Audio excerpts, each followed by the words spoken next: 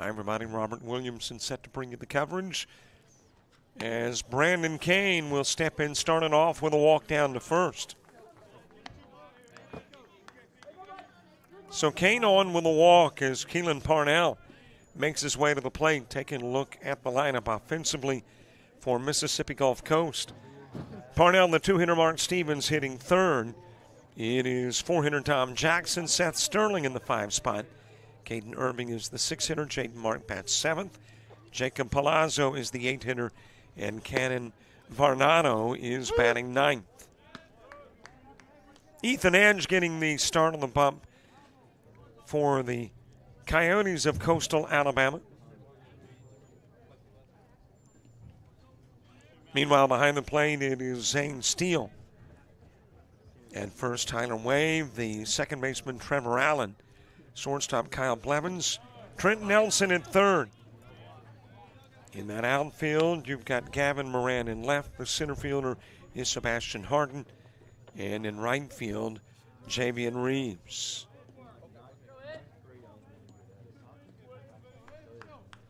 Got a base runner aboard, Parnell. Count even at 1.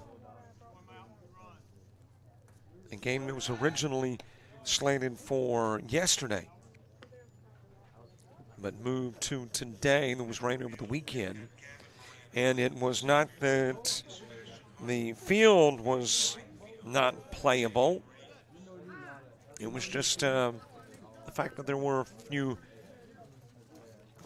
murky spots, and there was a strike call on the hitter. Apparently the hitter taking a little too much time on the box.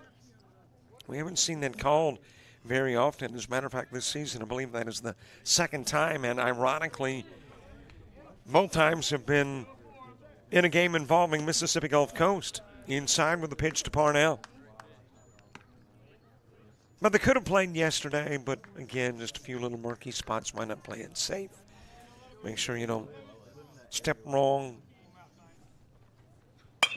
Dry out the field a little more. Possibility of 2. It is scooped up at second by Allen.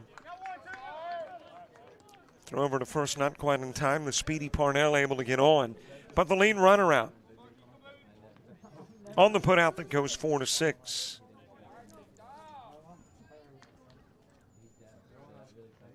Still a base runner in first, but now with 1 away from Mark Stevens.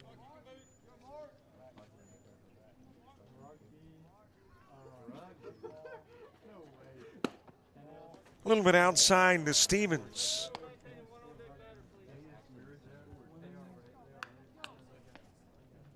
One more baseball game this week, and put a question mark by it because it happens on Sunday, and there is the possibility of rain. Briefly gets away from Steele, but Parnell holding over at first. As the count goes to 2-0 on Stevens. Johnny Logan and Coastal South on Super Bowl Sunday, but about a 60% chance of rain Sunday. So we're keeping an eye on the radar as to whether we'll play then or just get an early start on tailgating from the Super Bowl. 2-1 on Stevens. Parnell with his lead over at first.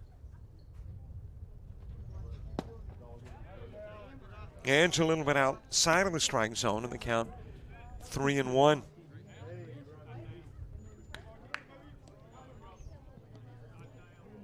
Stevens hitting .600 on the young year.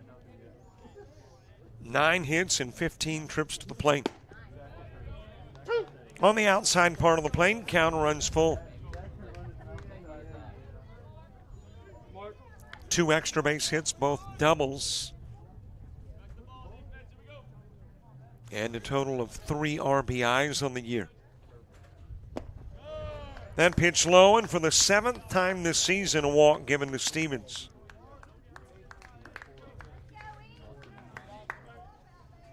And a couple of base runners on for Tom Jackson.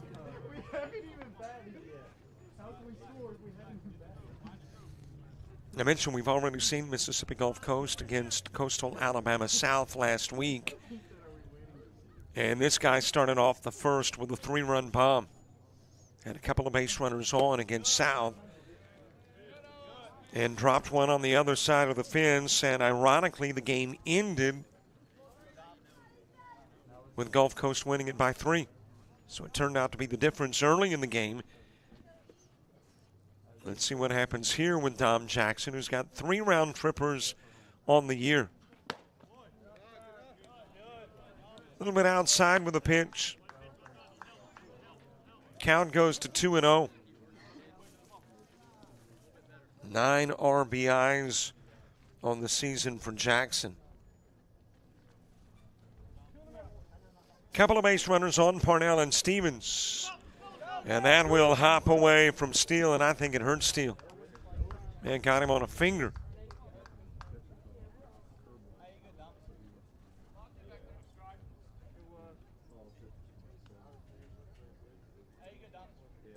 And let's see if we can see in between players and umpire where that, Blevins bounced over towards third to field and got in our line of sight, but I think it caught the fingers of Steele. Meanwhile, runners move up. Parnell taking third, Stevens on the throw going to second. And a couple of base runners in scoring position for Jackson. Little outside with a pitch.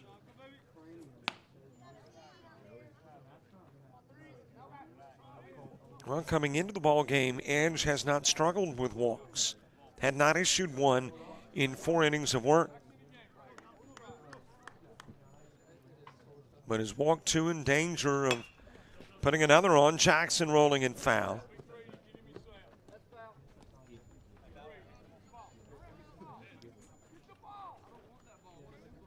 Edge 2 appearances. No win-loss record. 3 hits given up in 4 innings of work. Couple of strikeouts.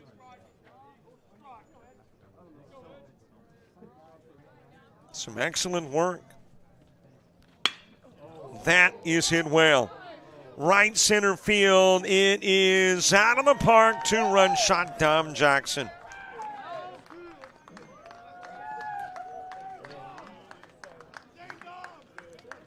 Well, apparently there's something about playing a coastal team with a couple of base runners aboard in the first. As he did it last week against South, does it this week against North. 3-run Dom Jackson home run.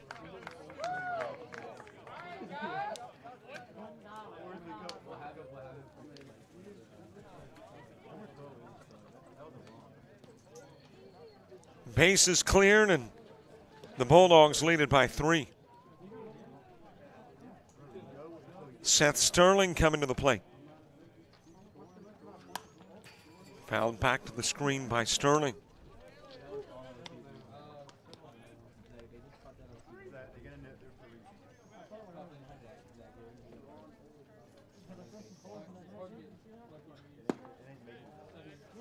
Pitch coming in low, and the count goes even 1 apiece. Caden Irving to the on-deck circle. Well, the other change as far as days and times. Game originally slated for yesterday at noon. Starting today at 1 is that there will be 1 game, not 2. So instead of a pair of 7-inning games, 1 9-inning contest. On the outside part of the plate to Sterling. Count runs even 2 each. 1 away, 3 in on the Jackson home run, his 4th of the year. That'll get into the dirt, go to the screen, pushing Jackson's RBI total to 12 this season.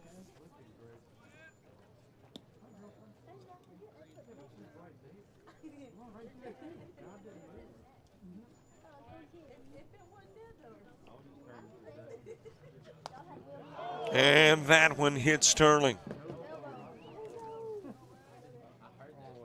Got him on the elbow.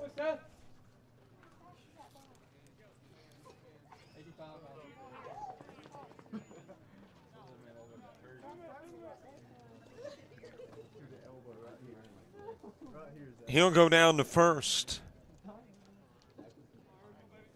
Boy, right squarely on the end of the bend of the elbow.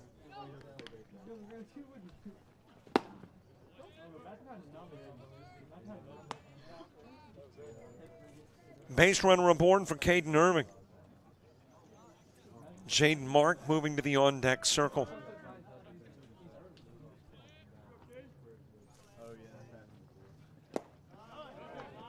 Well, it might have been a little nasty over the weekend, but a good-looking day today. Temperatures expected to get up into the mid-60s here in Bruton.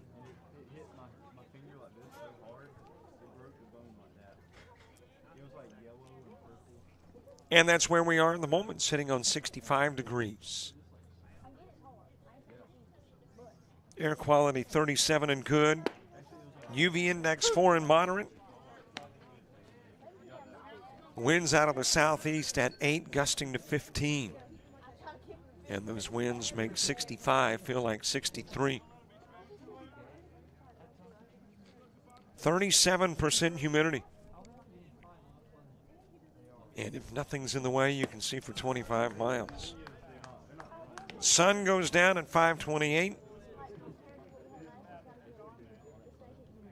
And the moon illumination is 7%. I know, I never even thought about the moon and its illumination, but got the new info on the iPhone weather app. Might as well pass it along. Outside with the pitch to Irving. And in case you're interested, the moon sets at 2:52 this afternoon, and the next full moon is 17 days away.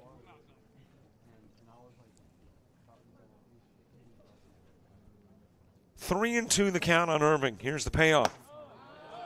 A check. It's outside. He's walked. And that is the third walk in the inning for Edge.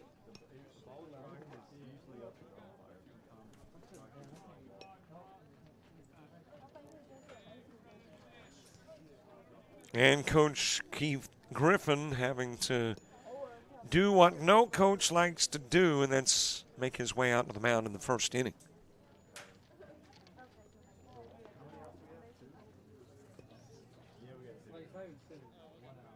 Here's where it would be nice to have a mic on Coach.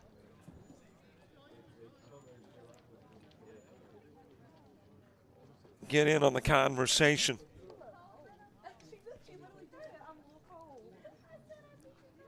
Jaden Mark coming to the plate. Couple of base runners on.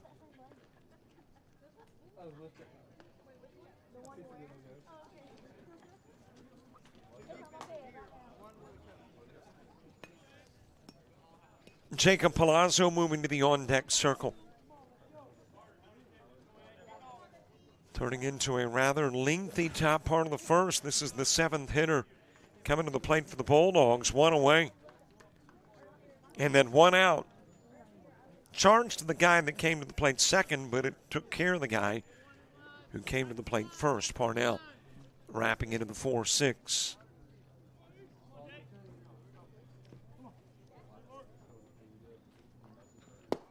First pitch to Mark, and he commits on the swing.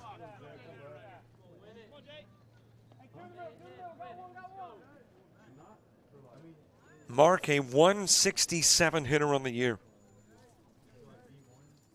2 hits and 12 trips to the plate. Outside with the offering to Mark. Jacob Palazzo moving to the on-deck circle.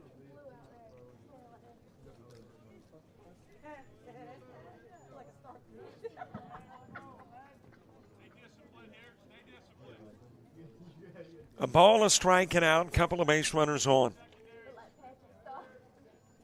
Edge with the glance to Sterling. The pitch fouled away by Mark.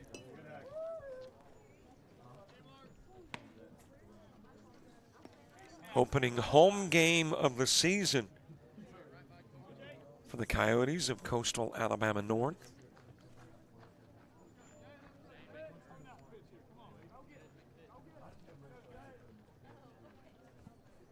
One-two pitch, too far outside, and the count evens.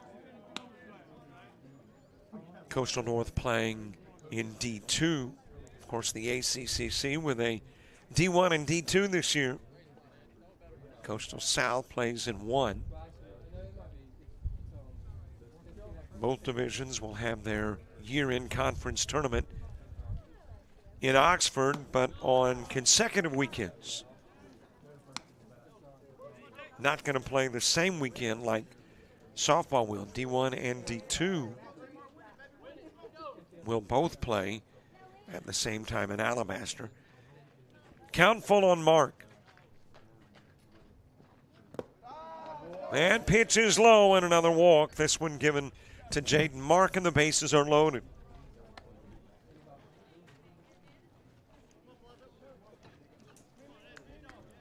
Sterling to third, Irving to second, Mark at first.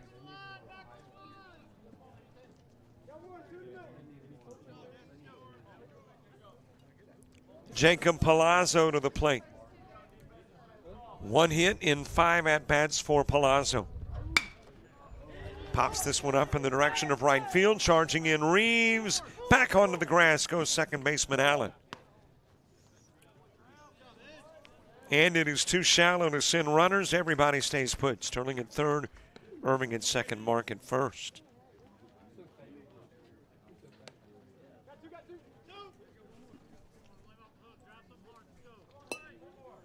And there's 2 going for Cannon Varnado.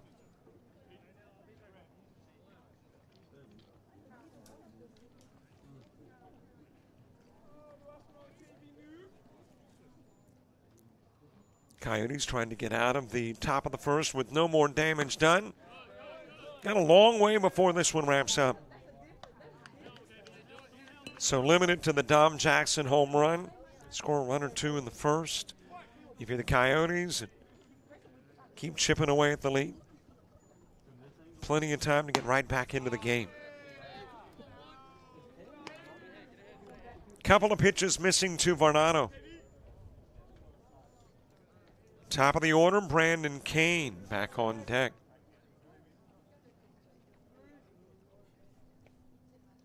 Two-0 pitch. Too low, too far inside.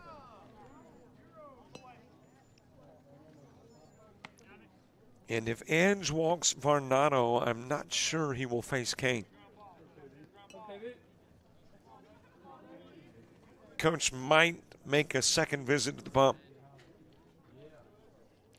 3-0 pitch.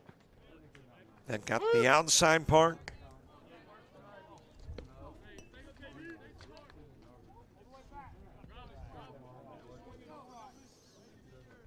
Big pitch coming up from Edge. Does not want to put Varnado on. He'll catch the outside part of the plate. Varnado thought he was on. But the count runs full. Well, Edge is playing not only to keep runs from scoring, but he's playing to get some second inning work. Trying to shut down the Bulldogs here. And maybe a chance to get back up onto the bump in the second. Payout pitch to Varnado. It is a little bit low and a little bit inside. The walk brings in Sterling. So a bases loaded walk. Irving to third, Mark to second. Varnado will go to first, and Edge will finish after 2/3 inning of work. Got a new pitcher coming in, and the Threes make that a 4-zip game with the bases loaded in the top of the first.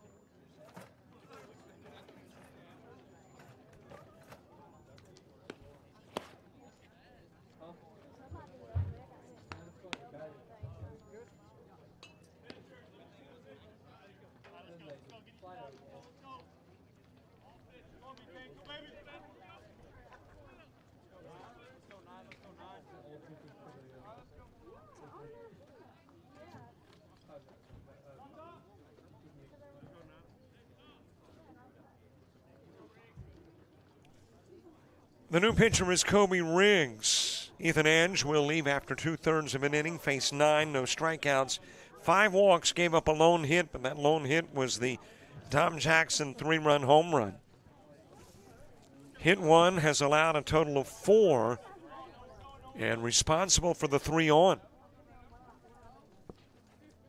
As Riggs will face Kane, getting his second first-inning trip to the plate. Pitch outside to Kane, who walked one of the 5 edge walks.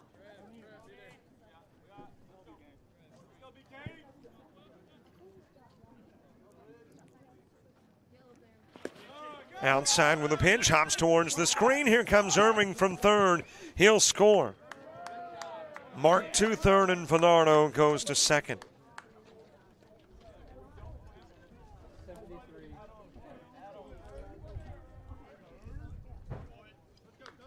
And the Bulldogs with a 5-zip lead.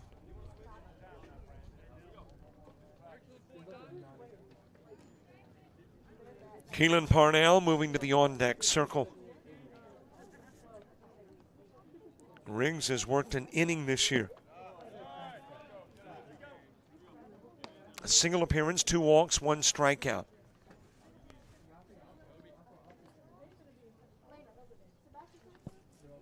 In relief of Edge, here in the top of the first, the 10th hitter to the plate for the Bulldogs. And there is another walk, the 6th one issued by the Coyotes.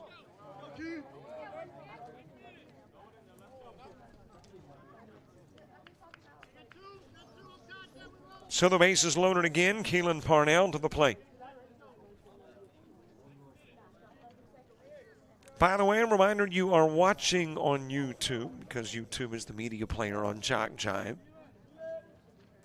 We're trying to build up subscribers in like increments of 10. Yeah, I got a big lofty final goal, but en route, every game, 10 new subscribers. So trying to get the 35-40 today. So if you haven't already subscribed, please do. Click on the subscribe button. You get access not only to games, but interviews, shows, and more.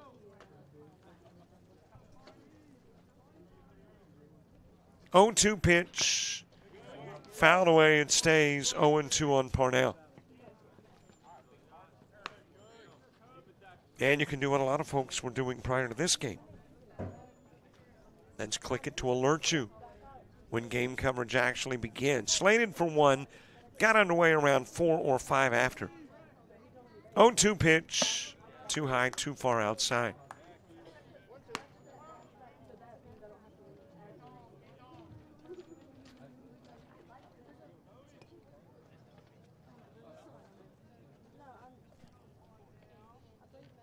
One ball, couple of strikes on Parnell, who ground into the 4-6 in the first.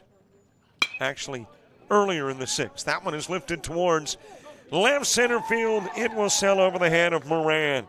Mark is in. Varnado is in. Kane is in. Parnell is doubled in 3.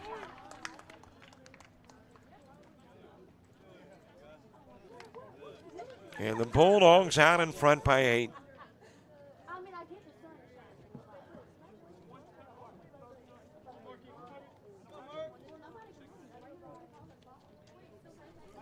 We can put the finishing touches on the Ethan Edge time on the bump.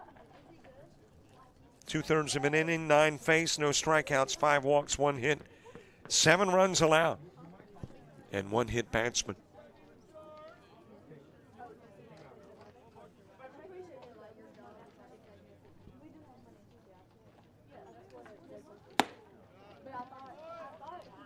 And one of the current 8 runs on the board belonging to Riggs, and that, of course, was Kane, who he had walked prior to the double by Parnell.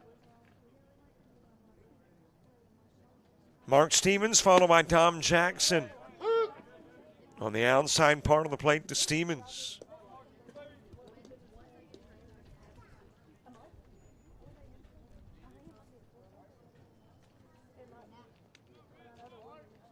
Here is the 1-1 offering. Stevens with a walk and a run scored earlier in the inning.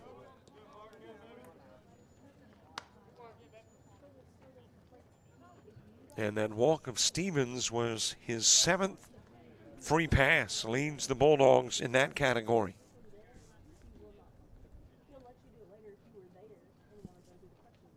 Two-one pitch. Popped up. Is it going to be reachable? No, it's out of play.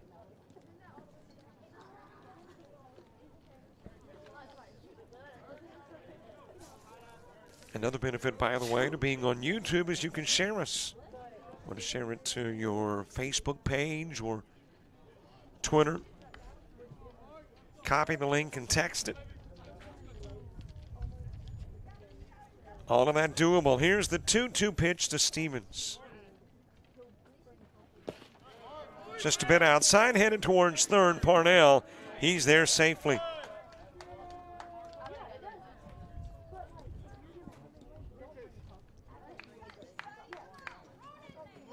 Tomorrow, softball and basketball on the schedule. John Melvin University and Coastal North softball.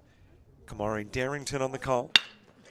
There's another base rip into left field. It will bring in Parnell.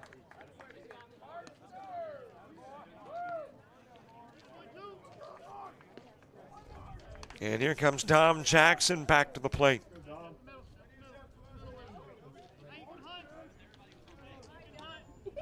Jackson with a 3-run home run earlier in the inning.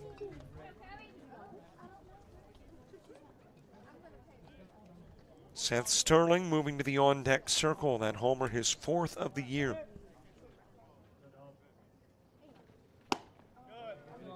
Just a bit outside to Jackson. Tomorrow night, we're right across the street from here in the gymnasium on the campus of Coastal Alabama in Bruton. Coastal South here. Their gym being renovated, so they're playing their home games here, I think, until the 22nd. So tomorrow night, Gadsden State and Coastal South basketball here. Another pitch missing. 3-0 on Jackson.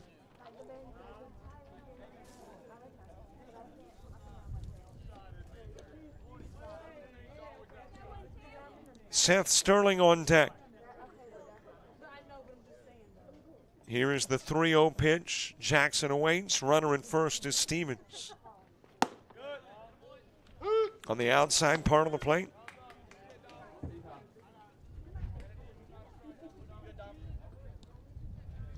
Jackson, the 13th to come to the plate in the top of the first.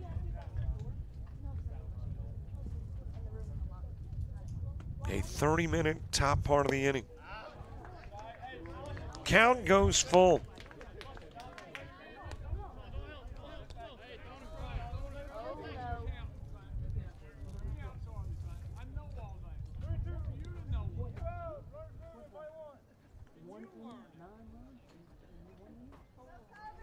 Three balls, couple of strikes, base runner in first. Payout pitch coming to Jackson.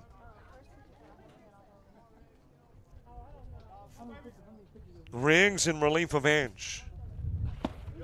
That's too far inside. He's given a walk.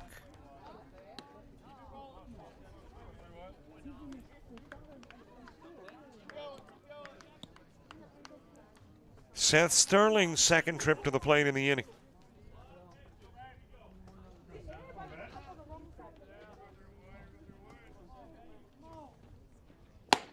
Outside with a pitch to Sterling.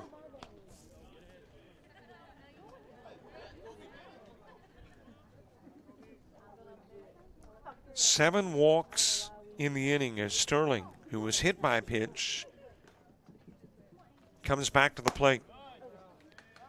Another one outside, 2-0.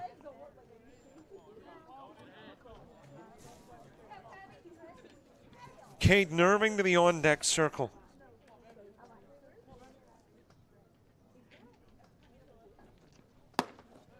Same spot, same results, 3-0.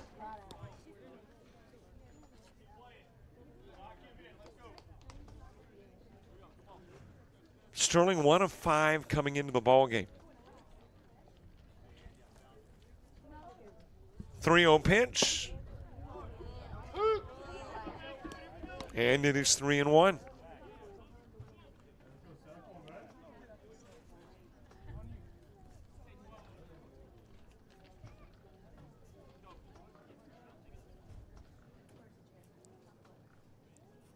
Three balls, one strike, and it's full at 3-2. A little deja vu. The Jackson at-bat as compared to the Sterling at-bat. Jackson, 3-0. And then a couple of strikes from Riggs, runs it full. Jackson eventually walks. Now you got Sterling, who was ahead on the count, 3-0. Riggs has battled back to run it full at 3-2 again.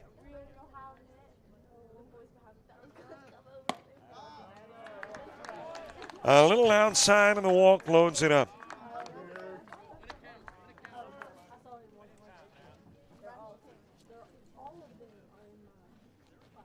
Full for Caden Irving.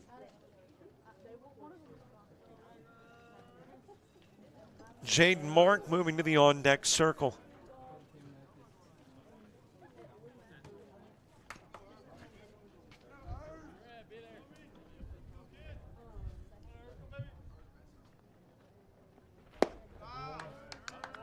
Low and away with the pitch to Irving.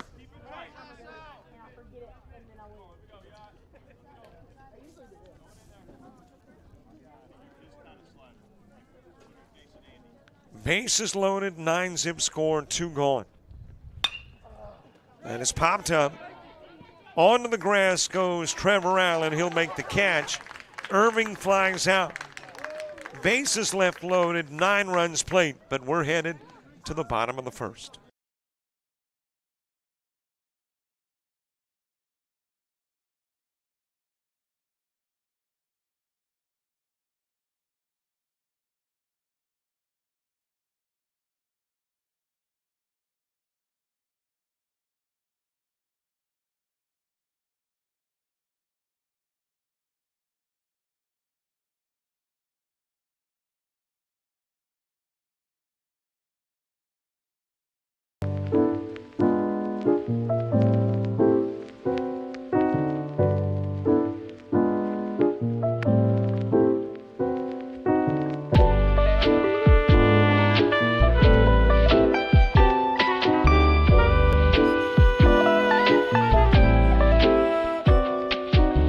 Discover culinary arts at Coastal Alabama Community College.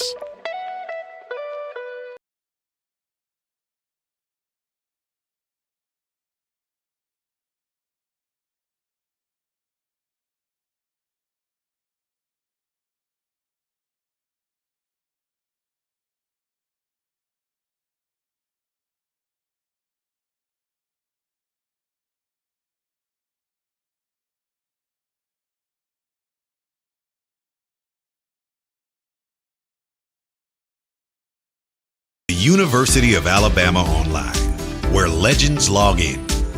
A tradition of excellence. Decades of experience in distance learning. Empowering students of all ages.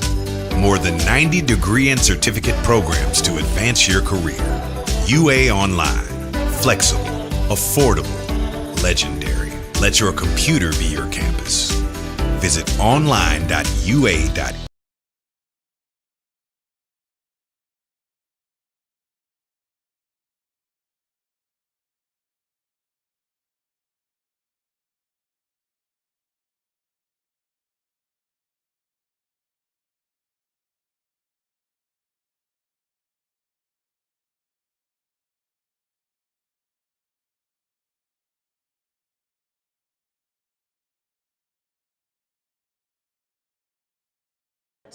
Kyle Blevins.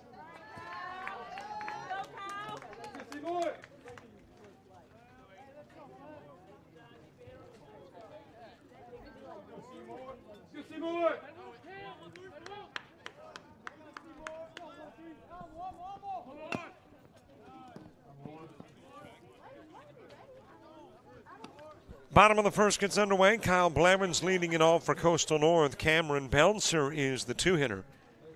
Tyler Wave hitting third. Sebastian Harden fourth.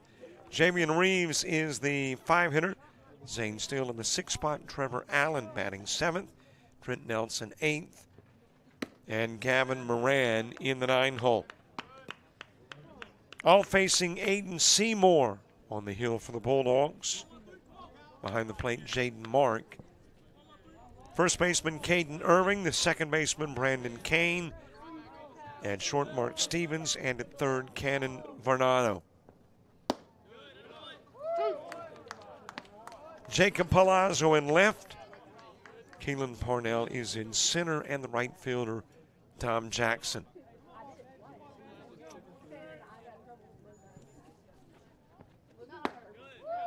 Strike three on the outside part of the plate to Blevins.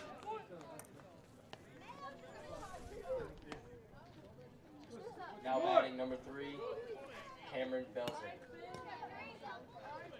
One away for Cameron Belzer.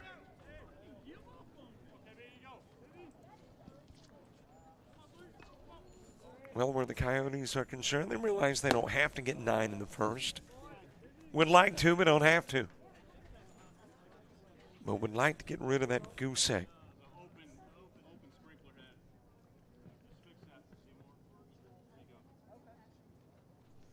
Right behind the mound, apparently an open sprinkler head. Briefly stopping play. Aiden Seymour steps back, does a little landscaping. Takes care of it, and we're back to the baseball. Belzer followed by Wave.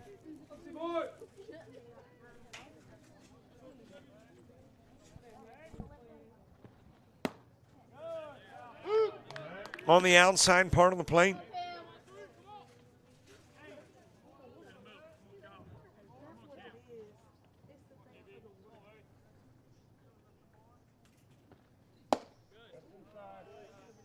Aiden Seymour, 1 appearance, 4 innings of work, 5 hits given up, 3 runs, 2 earned, 1 walk, and 9 strikeouts. Didn't give up a home run. Count runs full, 3 and 2. And the strikeout of Blevins running the Seymour season total to 10. Popped up and out of play.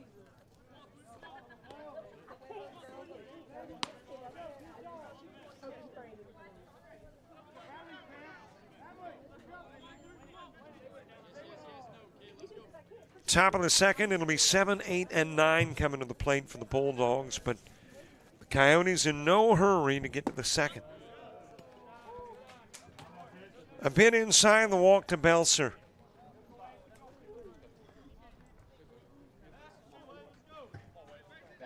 Down to first goes Belzer. Tyler Wave coming to the plate.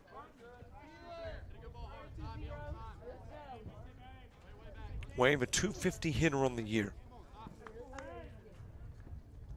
Coyotes batting .216 as a team.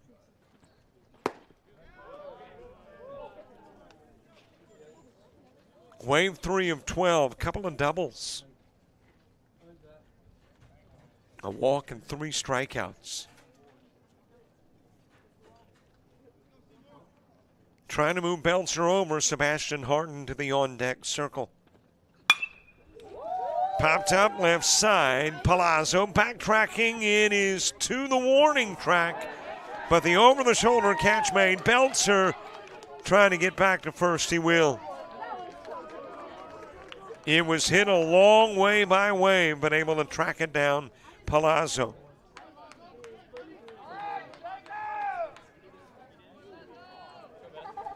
And there's 2 gone for Sebastian Harden. Batting 26, Sebastian Harden.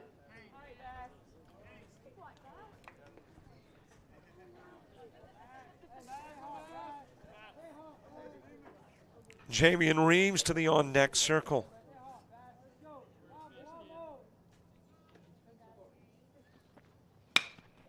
Driven towards third. Grabbed by Varnado, fires over to first. It gets there before Harden. 5-3 the putout. 4 go up, 3 go down, 1 left on. Nobody scores. We've played an inning.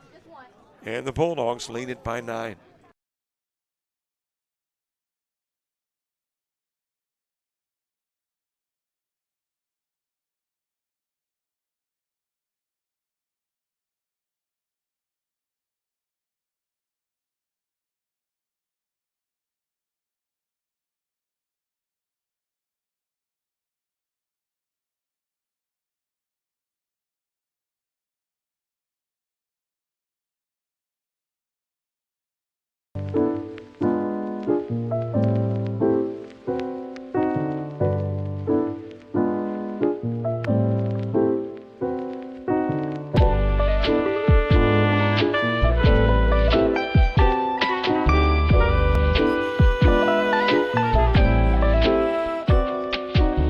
Discover culinary arts at Coastal Alabama Community College.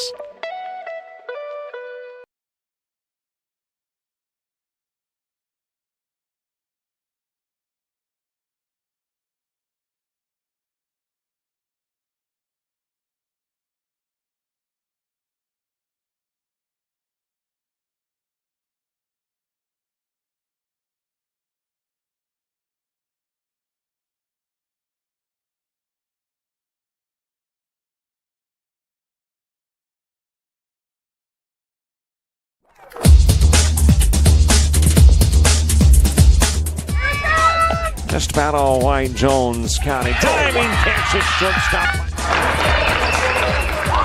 Gross.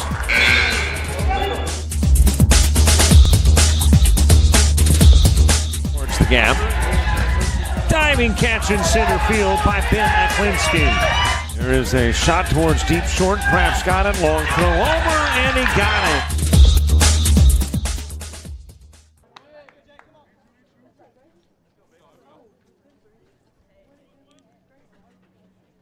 Top of the second, bottom third of the order. It is Jaden Mark who will start it off. Jacob Palazzo and Cannon Varnado due up in the inning, too. Bulldogs with a 9-run first, 3 hits.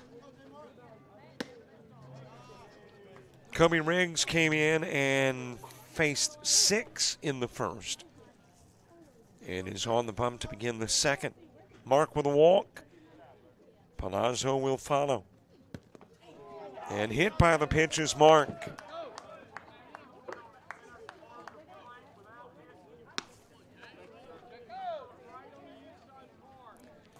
That is the 10th Bulldog put on by Coyote pitching.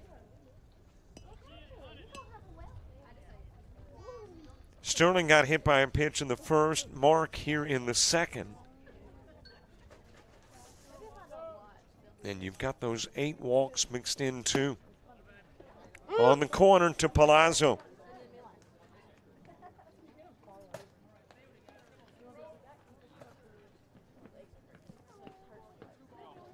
Palazzo with a fly out to right field in the first.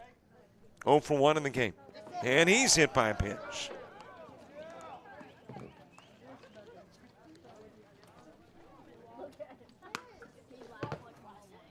So back-to-back hits, but pitcher hitting hitter. Has Mark and Palazzo on for Cannon Varnado.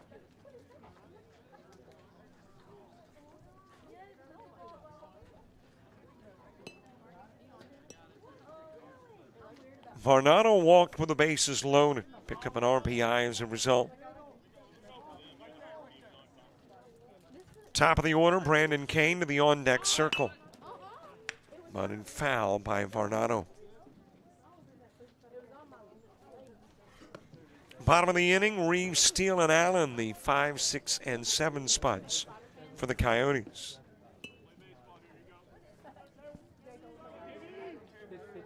I mentioned the sports tomorrow, softball, basketball in Monroeville and here in Bruton. Again, showing bunt Varnado.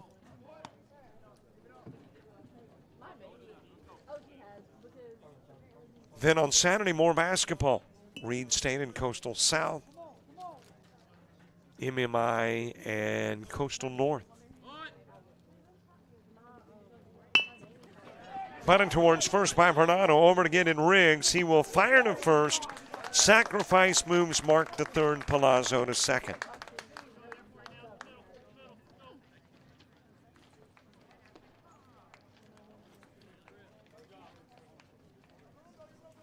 So Bernardo has done his job getting runners to second and third. And we are back to the top of the order. Brandon Kane, who has been to the plate twice and walked twice. Takes a call, strike one.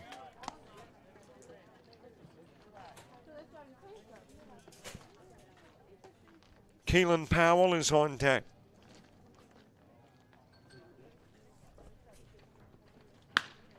That is rocketed over towards third.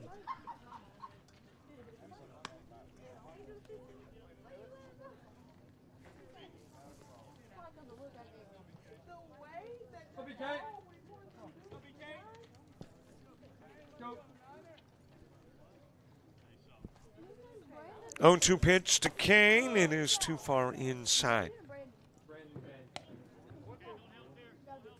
He walked in the first and then out in second on Parnell's 4-6, then walked again in the first and came in and scored a run. He was part of that bases clearing triple by Parnell. That is lifted to left field and will sail past Moran. In to score is Mark. In to score is Palazzo. Kane's got a double. Then brings in two more Bulldogs.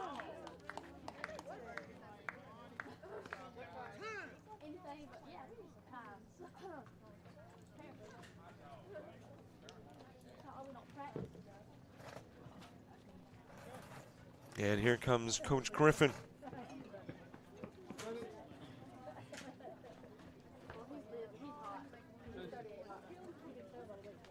Kane picking up RBIs 4 and 5. Driving in Mark and Palazzo. And the Coyotes are about to get their second reliever and third pitcher.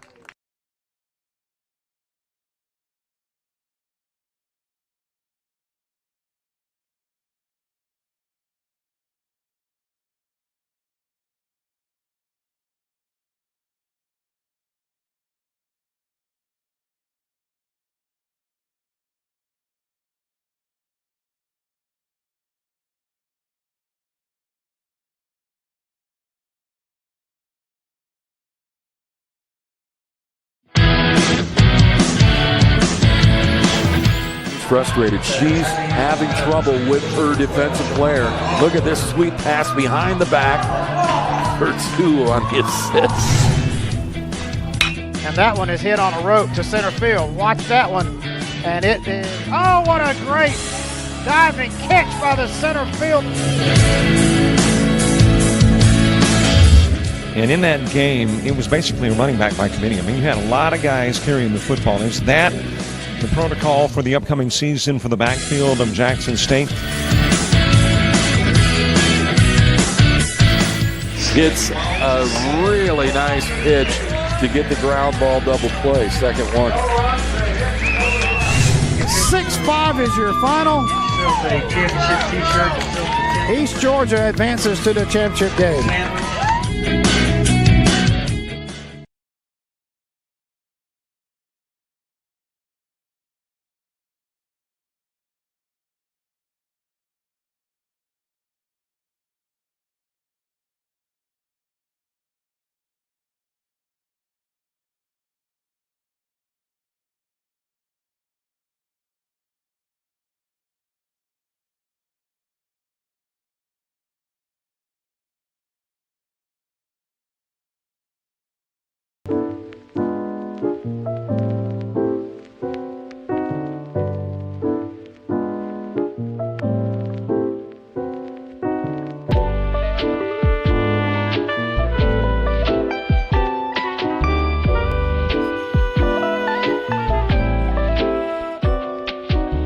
Discover culinary arts at Coastal Alabama Community College.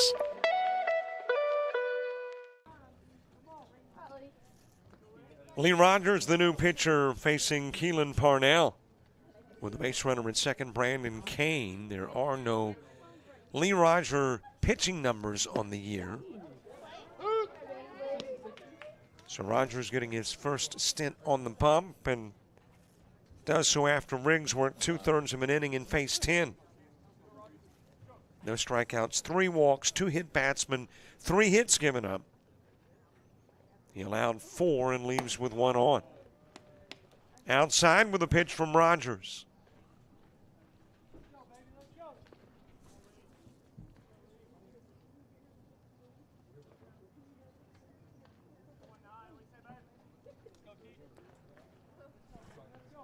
One pitch to Parnell, who is 1 for 2 in the game.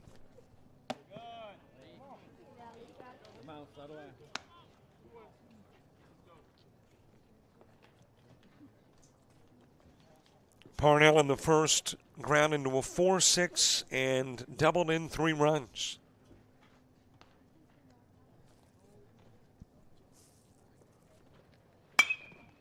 Slices this one towards Gavin Moran in left field. He'll make the catch. Tagging is Kane, and he'll dive in safely to third.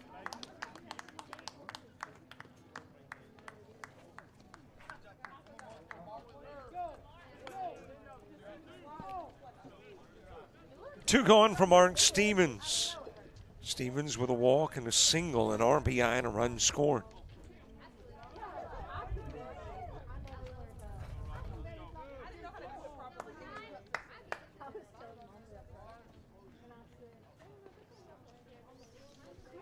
Tom Jackson to the on-deck circle.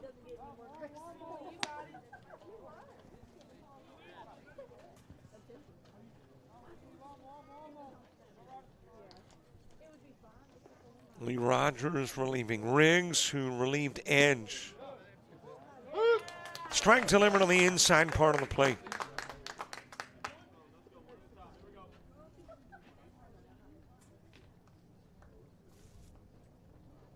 Count even at 1, a ball and a strike. A little bit outside with the offering, 1-2. ALA BCA game of the week back, and it starts a week from Saturday as Carroll of Ozark takes on Arrington. And that will begin a 10-game slate with some of the top high school matchups across the state.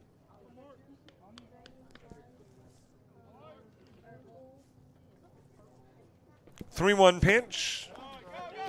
That'll go towards the screen. It is a strike, but sliding in from third is Kane.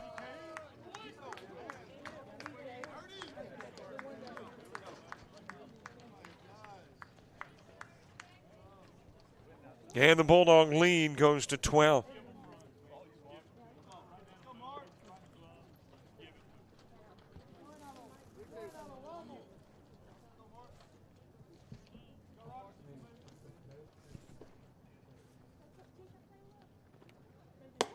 High with the pitch to Stevens. He's given a walk.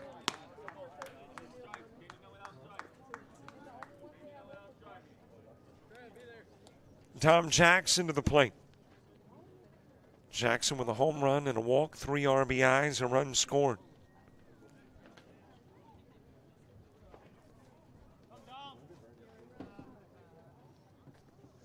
Mid part of the order when you get to the bottom of the second for Coastal North.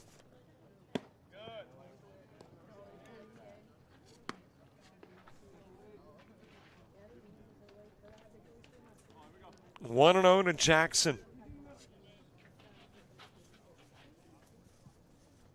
Stevens getting his lead over at first as the pitch is delivered into the strike zone to Jackson. Stevens has not stolen a base this year. Hasn't tried to steal a base this year. That one is hit well towards right field. It is up against the fence.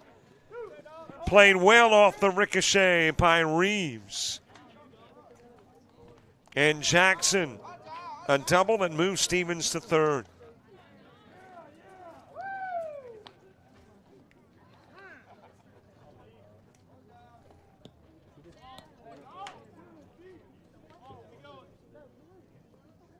That is the second Jackson double of the year.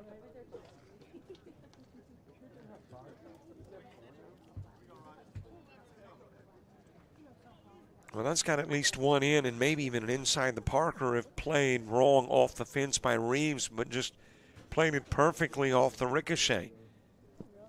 Able to get it in quickly. Outside with the pitch to Seth Sterling.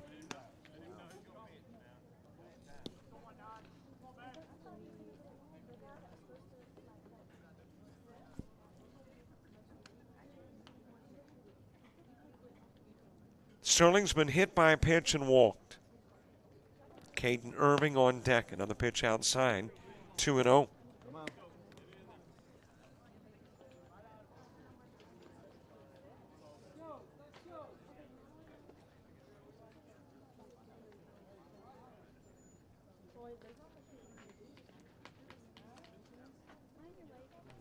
Two-0 pitch on the outside part of the plate.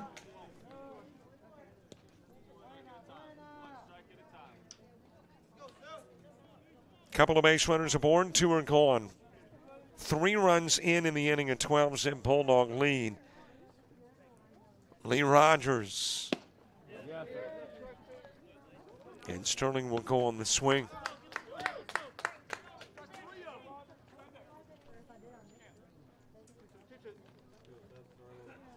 Counting it in 2, couple of balls, couple of strikes, couple of outs, couple of base runners on. In the top part of inning number 2, got your deuces wild.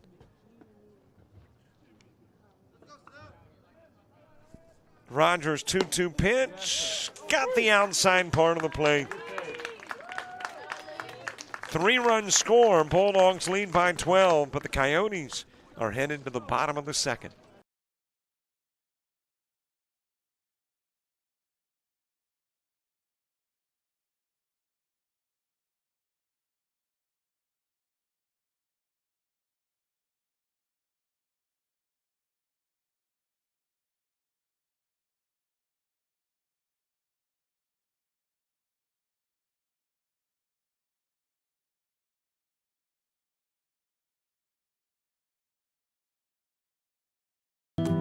You see an empty field.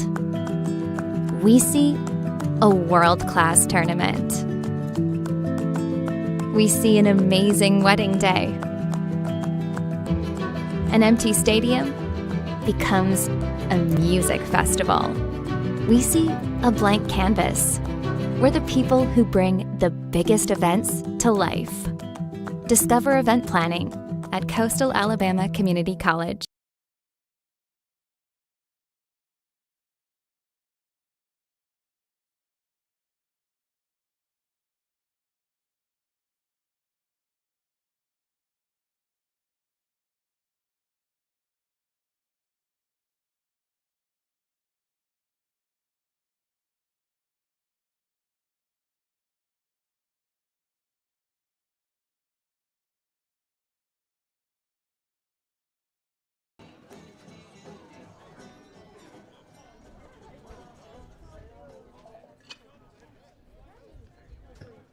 Now batting, Javian Reeves.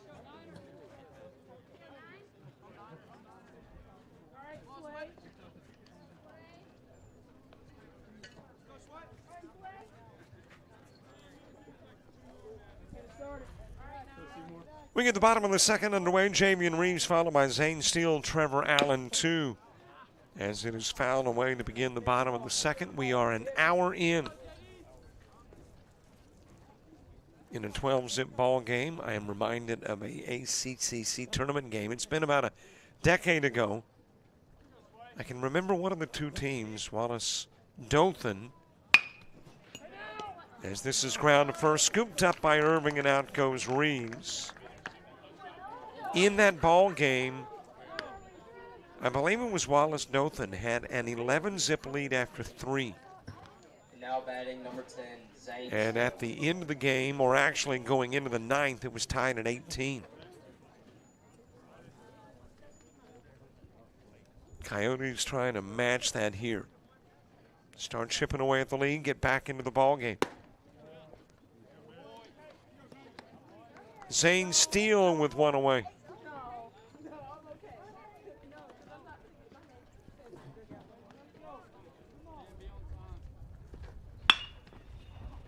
That will hop past the mid at third of Varnado into left field, and Steele's on with a single. And the Coyotes got their first base hit of the ball game. Now Trevor batting Allen number 8, next. Trevor Allen.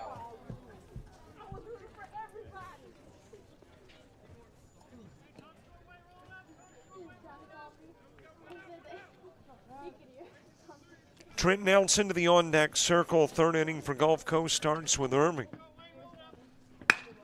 As this one is lifted towards left field, it will drop in as a base hit. Back-to-back singles. And the Coyotes in business in the bottom of the second.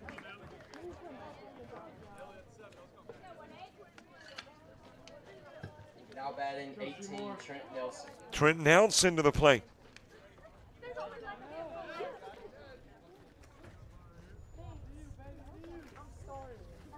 Nelson 1 of 10. Got an RBI, 3 walks, 4 strikeouts. Gavin Moran to the on-deck circle. Outside with a pitch to Nelson.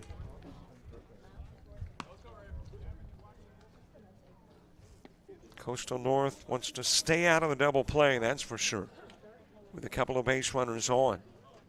Back-to-back base hits, a little pick-me-up here in the bottom of the second. Low with a pitch, 2-0.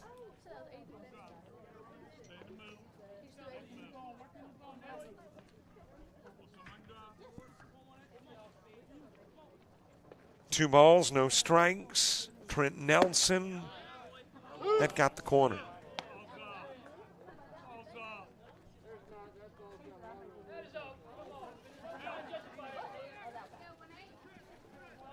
Runners at first and second, Allen and Steele. And is hit well towards center field. Backtracking is Keelan Powell, going to be able to make the catch. And runners will go back to where they were. Steele at second, Allen at Now first. batting number 22, Gavin Moran.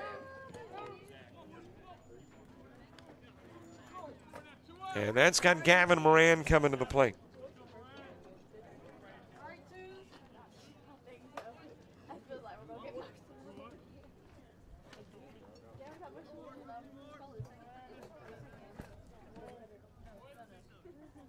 Top of the order, Kyle Blevins to the on-deck circle. Strike delivered on toss 1 to Moran. Coyotes trying to take advantage of back-to-back base hits, the Steele and Allen singles.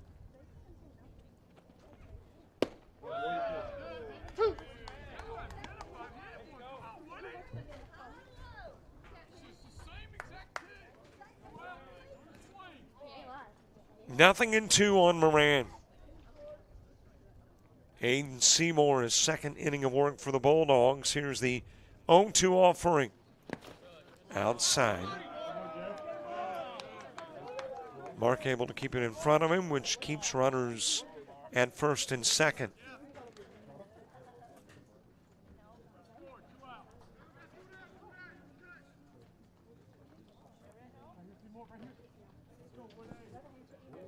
One ball, couple of strikes on Moran. A little low, a little outside. The count even at 2.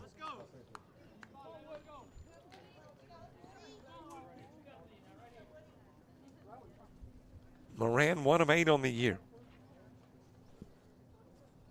Batting 125. Swings, misses. That will be his 3rd K of the year. And it will be Seymour's 2nd of the game. 2 runners stranded, 2 base hits. 12-zip Bulldogs as we head to the 3rd.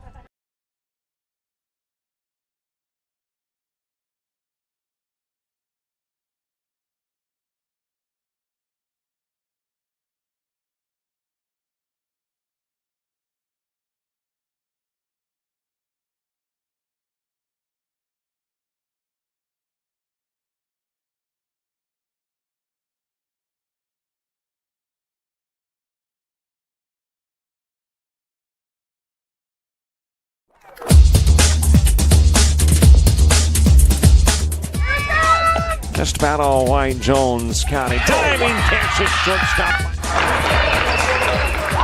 Gross.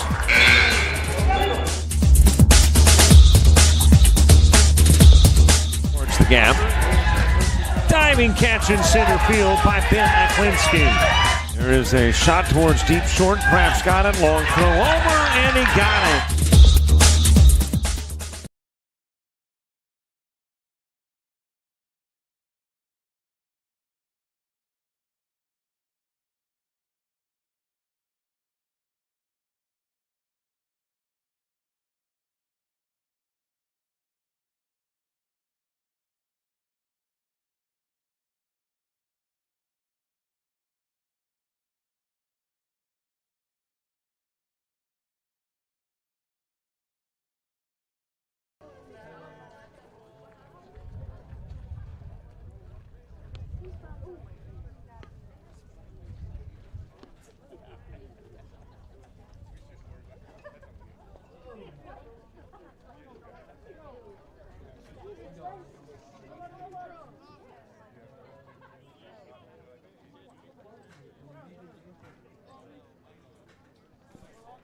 Top of the third gets underway. Caden Irving starting off. Jaden Mark and Jacob Palazzo due up in the inning two. Lee Rogers faced a total of 4, set down 2 in the second. And begins the third. Irving lifting this one in the direction of right field and able to make the catch near the foul line is Reeves. One out for Jaden Mark.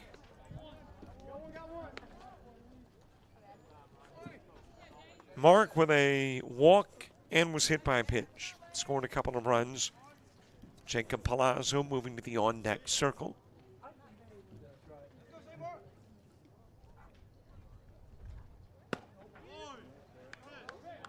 On the inside part of the plate. By the way, in the fourth, we'll do what we typically do in the fourth inning. Get to your shout-outs. Give you a chance to let us know where you're watching the game. Reeves in right makes catch number 2 and out number 2.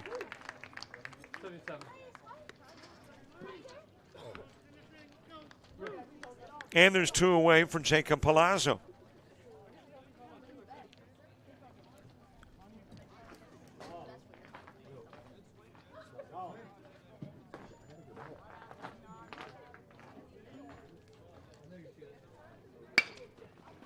Driven towards first, scooped up by Wave. Palazzo grounds out. 1, 2, 3 go the Bulldogs in the top of the third. We head to the bottom of the inning. Top of the order to the plate for the Coyotes.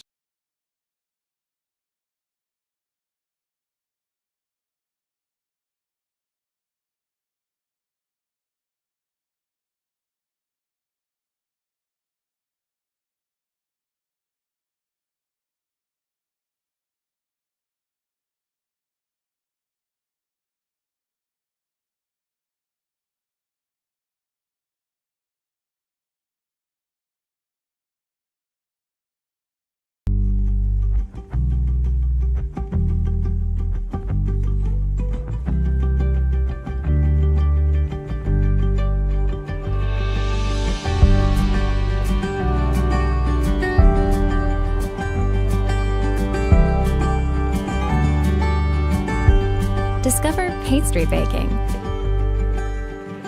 at Coastal Alabama Community College.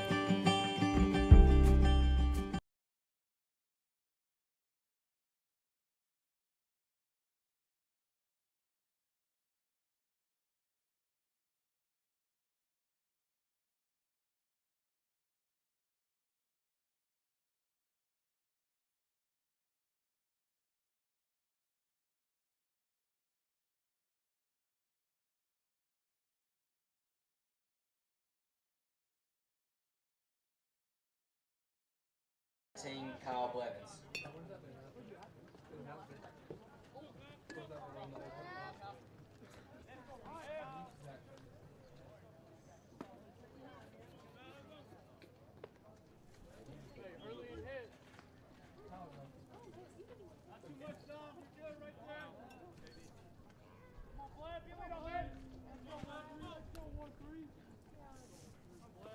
Top of the order, back to the plate as we get the bottom of the third underway for the Coyotes after a 1-2-3 top part of the inning. Rogers setting down Irving, Mark, and Palazzo.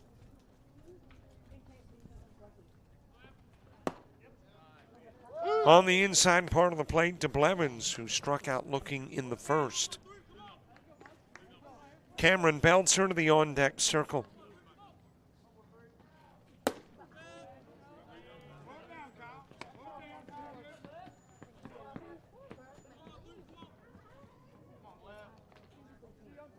Well, the Coyotes doing what they needed to do in the top part of the inning, shutting down the Bulldogs, now looking to get some runs in the bottom part. And a single base runner on with a walk in the first, couple of runners on off 2 base hits in the second, so each inning getting better for the Coyotes. 3-1 pitch, and Blevins will be walked to begin the third. Now batting number 3, Cameron Belzer.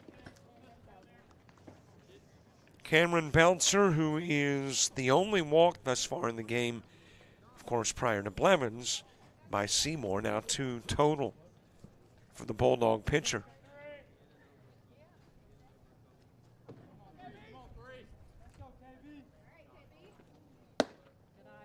High and away with the pitch. Blevins' big lead over at first. Has 1 stolen base on the year. Coyotes with a total of 8 this season.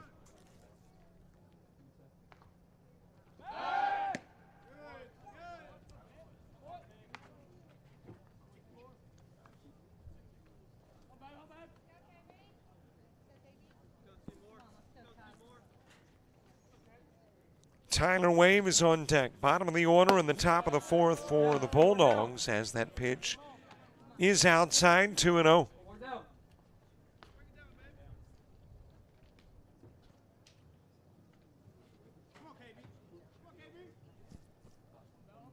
Two balls, no strikes.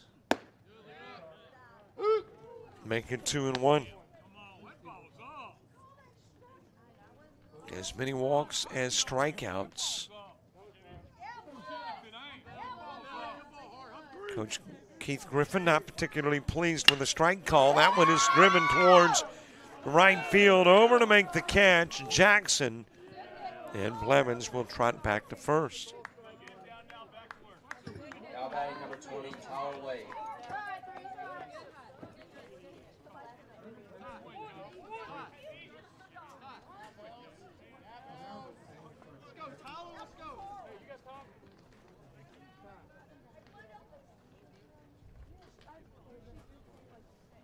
I think that indication from the umpire was that a warning has been issued to Keith Griffin. He was not particularly pleased with one of the called strikes during the Belzer at-bat.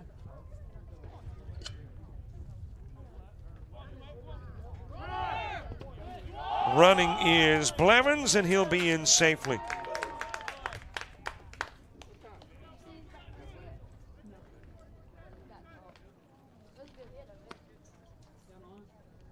So a base runner in scoring position. Blevins trying to get rid of the zip. Tyler Wave trying to drive him in. That is sent foul. And out of play. Sebastian Harden on deck.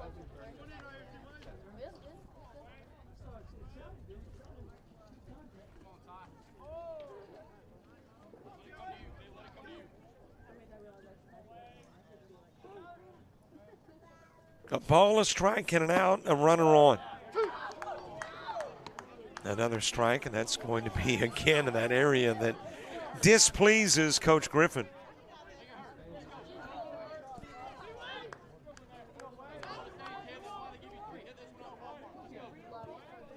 One-two pitch. That got the outside part of the plate for strike 3.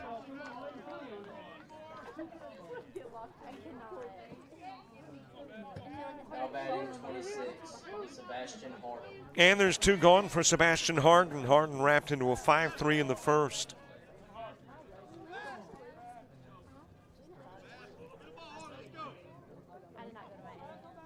Blevins at second, Harden trying to drive him in.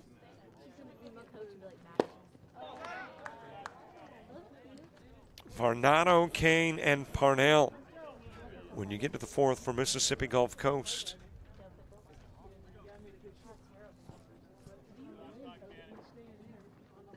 Oh, 1 pitch outside.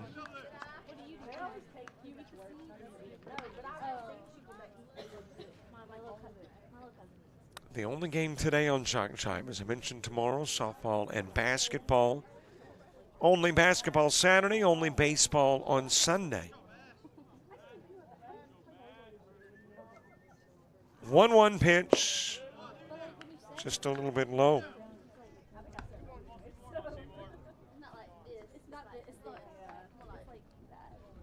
On Sunday in Bay Minette, currently a 60% chance of rain. High inside pitch, 3-1.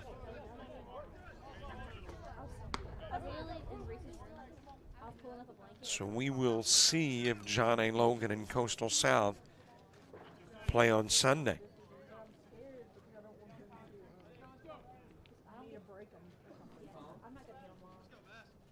Three-one offering, high inside. Harden's given a walk and a couple of base runners on. That is Seymour's 3rd walk of the game. Now batting number 9, Javian Reeves. Javian Reeves coming to the plate. I noticed a team from the Midwest that had plans to come down this weekend, Lakeland College. Didn't come down or won't come down because of the possibility of rain. But I think Johnny Logan probably coming down regardless because they've got about a week's worth of games. I mean, if they canceled one, they'd be canceling 6 or 7 if it was for the purpose of not making the trip.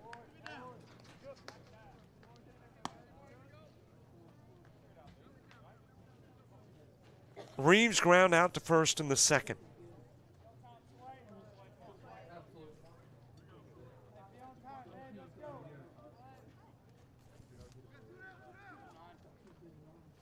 Zane Steele on deck.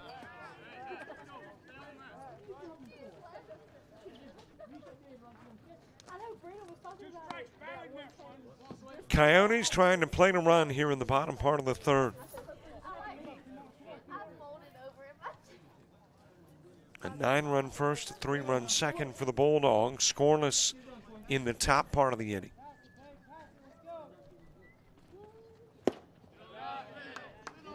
Then drops in a little bit low, 3-1.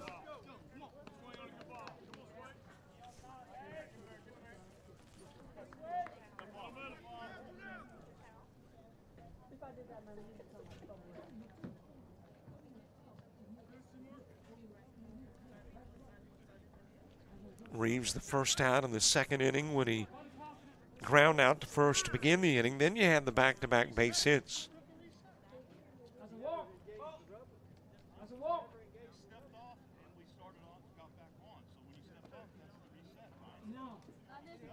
Well, a question about the clock. And the pitcher's got a certain amount of time in which to throw. And the question is, did the official reset his watch? Gulf Coast coach maintaining yes, or actually no, which means a walk.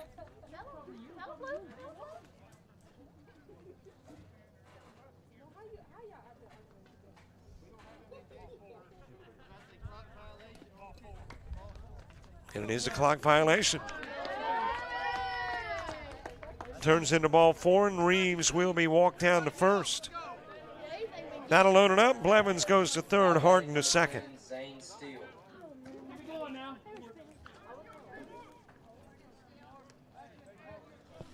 Well, I know we're in the 2nd or 3rd year now of that clock situation, but I don't know that it's sorted out yet. And probably to really sort it out, all of the facilities are going to have a digital clock so that you are completely aware of resets. And it's not just based on an audible from the umpire.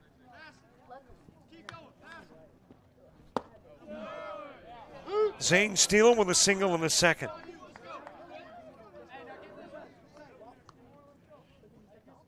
Bases loaded, bottom part of the third, 2 gone. Pitch misses, count goes to 2-1.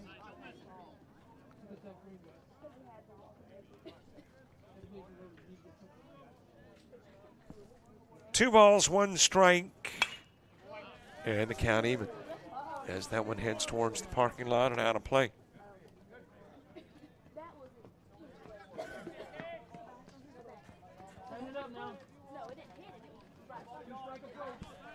Two offering.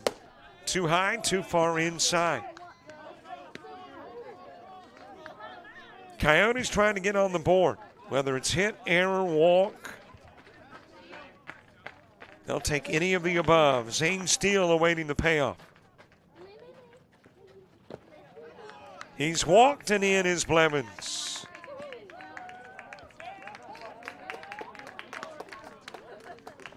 So a bases loaded walk and RBI for Steele. That'll be his first of the year. Batting number 8, Trevor Allen. And the Coyotes on the board as Trevor Allen makes his way to the plate.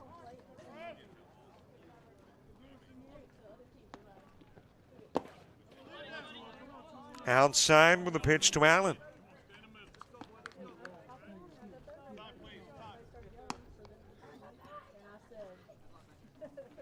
Allen with a single in the second.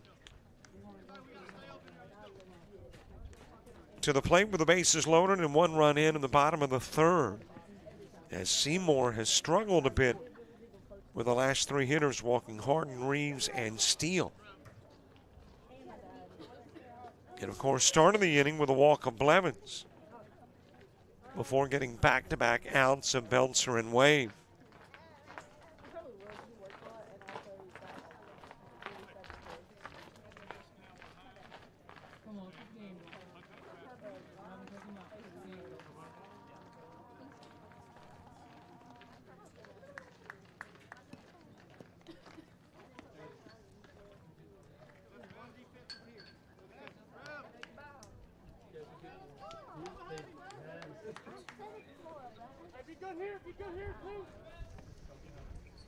Trevor Allen, a single in the second. Trent Nelson on deck. Bottom of the third in a 12-1 game.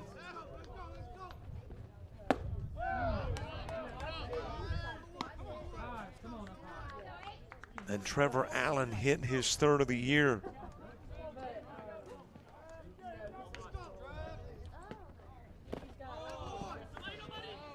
Hops away from Mark, but he'll track it down. Runners stay put. Harden at third. Reeves at second, and at first, Steele.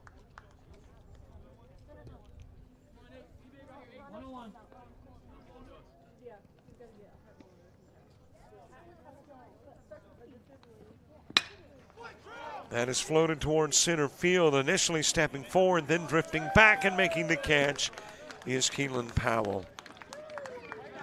Allen flies out, 3 are stranded, but a run is in. Coyotes on the board as we go to the 4th.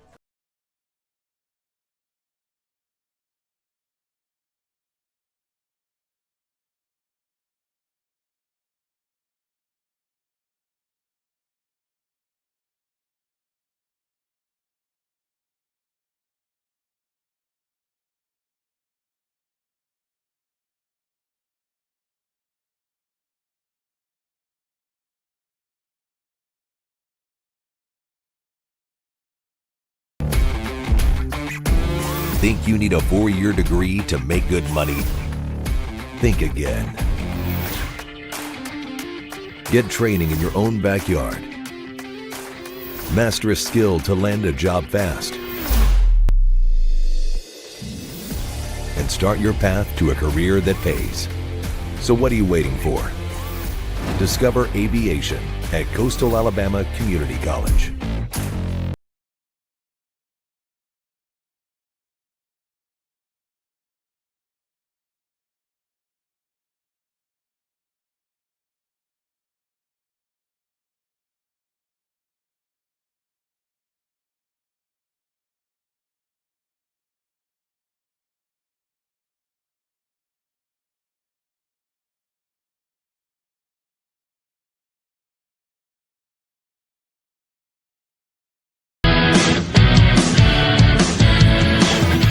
Frustrated. She's having trouble with her defensive player. Look at this sweet pass behind the back for 2 on the assist. And that one is hit on a rope to center field. Watch that one. And it is, oh, what a great diving catch by the center field. And in that game, it was basically a running back by committee. I mean, you had a lot of guys carrying the football. Is that the protocol for the upcoming season for the backfield of Jackson State? It's a really nice pitch to get the ground ball double play. Second one. 6-5 is your final. East Georgia advances to the championship game.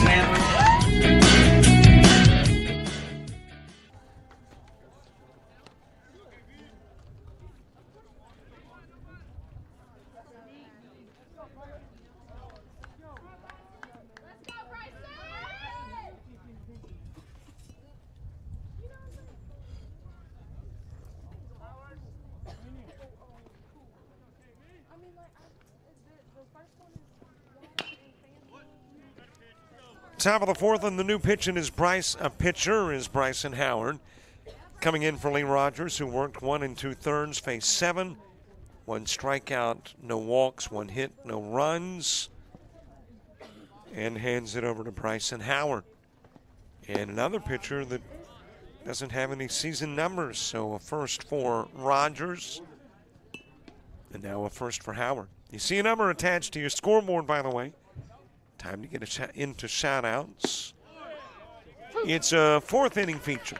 All 4th inning long. We'll take your shout-outs at 334-488-1385, the number on your scoreboard. And you probably know what we're looking for in shout-outs. Who's it to, who's it from, where's it from, that kind of stuff. You don't have to get real specific with the where's it from. Don't need street addresses, just neck of the woods. That is a fair ball, I think. Yep, right inside the chalk. Rolls into the corner. Varnado is safely at second with a leadoff double.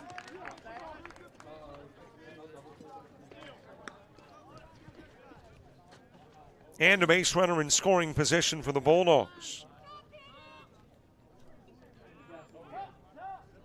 So the criteria, not mandated, just requested. Who's the shout out to? Who is it from? Where is it from?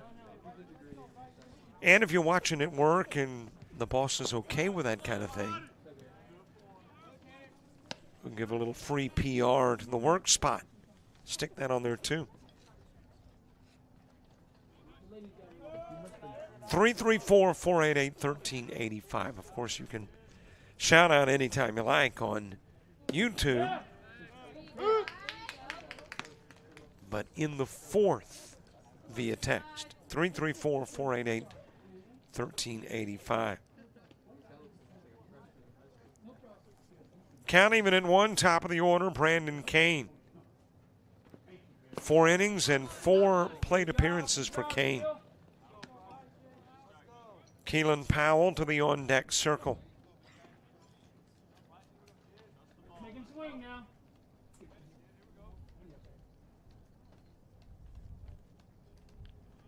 Two and 1 the count. Make it even at 2 as Howard drops it into the strike zone.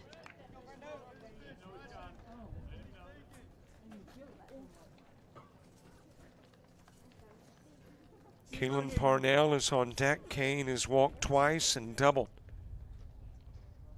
Scored twice and driven in 2.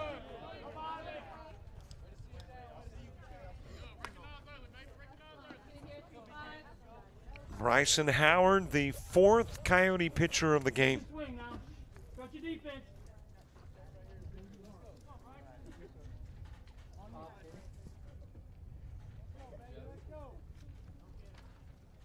3-2. Here is the payoff to Kane. High and inside, he's given a walk. And a couple of base runners on for the Bulldogs.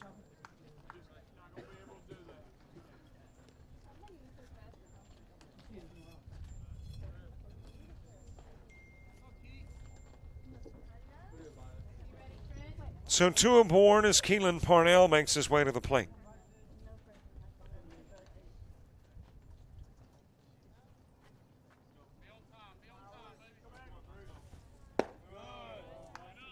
Low inside offering to Parnell. Parnell ground into the 4-6, doubled in 3, and popped out to left field. 1 for 3 in the game, 2 runs scored, and 3 RBIs. Mark Stevens to the on-deck circle. Ground over towards first, scoop by Wave. Blevins fielding at second. We'll get Kane, so Parnell grounding into the 3-6. Varnado will go to third. The runner at first is Parnell for Mark Stevens. And there is one away.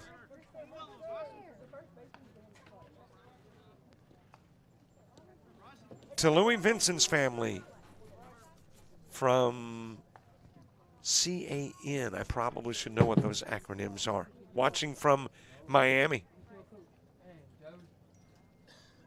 Thank you very much, Miami, for checking in.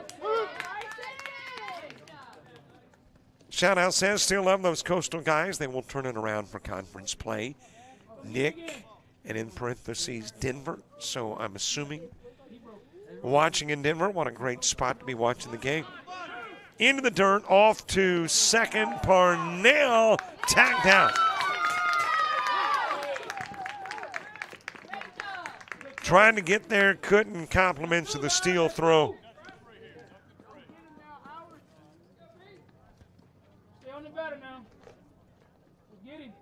And there's 2 gone now, with a single runner aboard at third. Ground slowly in the direction of third. Nelson trying to hurry it, dropped it. Don't know if he would have gotten Stevens anyway, but the drop guaranteed. Stevens gets on and Varnado comes in.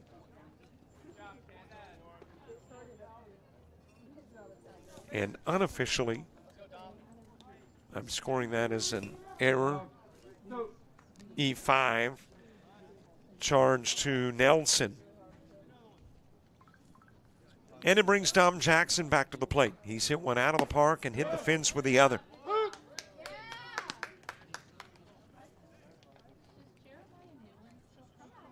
Two for 2, 3 RBIs and a run scored.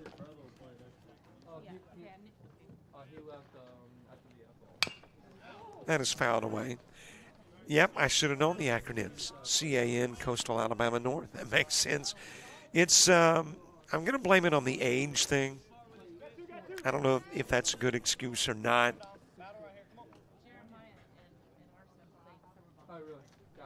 But that's what I'm leaning on. With the folks from Miami rooting on Coastal Alabama North. Louis Vincent's family. Swing, foul tip back by Jackson. He'll go down. The lead back to 12, but we're headed to the bottom of the 4th with Nelson Moran and Blevins coming up.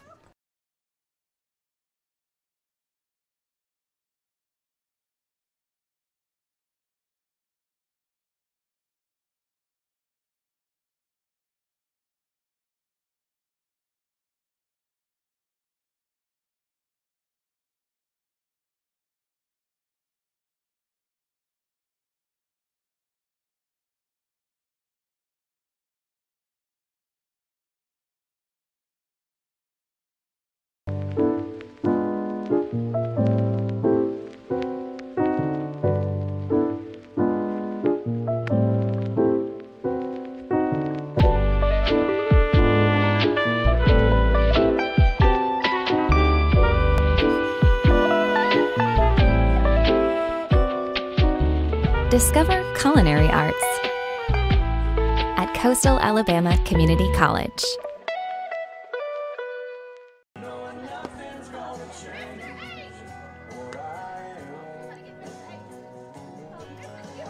We head to the bottom of the fourth. Trent Nelson starting it off.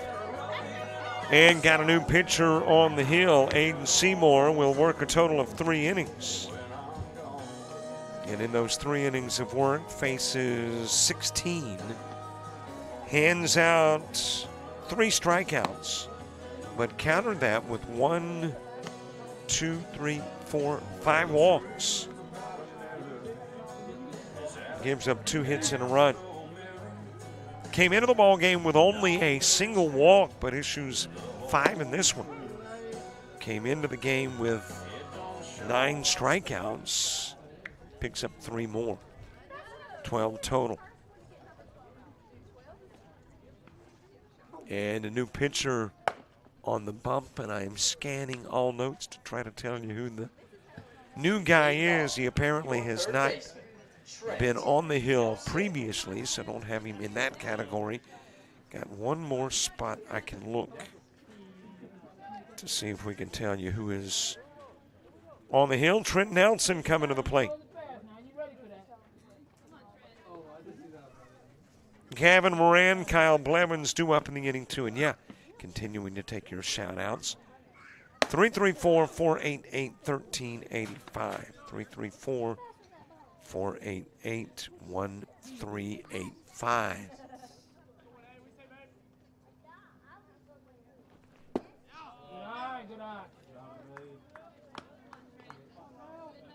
Tyler Gunner is the new pitcher. 6'4", 215-pounder.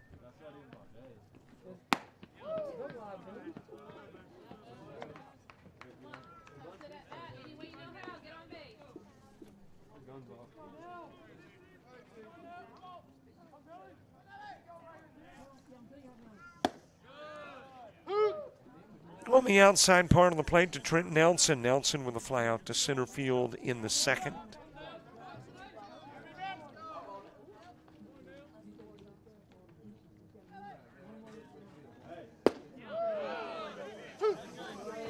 Couple of strikes on Nelson. Nelson 0 for 1 in the ball game. He has walked 3 times this year. Wouldn't mind a 4th. Ground foul. He was the second out in the second inning.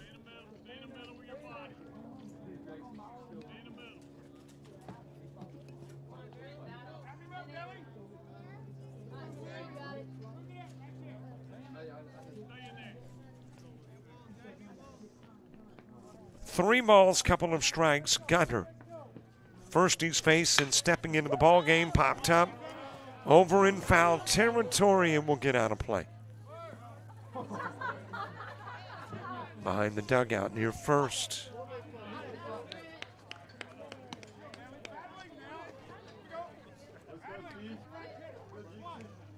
Coyotes have used 4 pitchers. And Gunner is the second for the Bulldogs.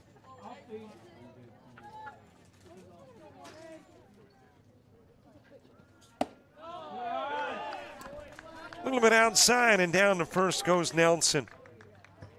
Batting number 22, Gavin Moran.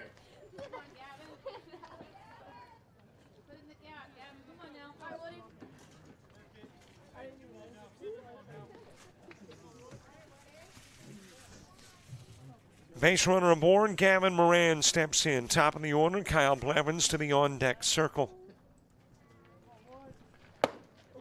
Little check swing, he went.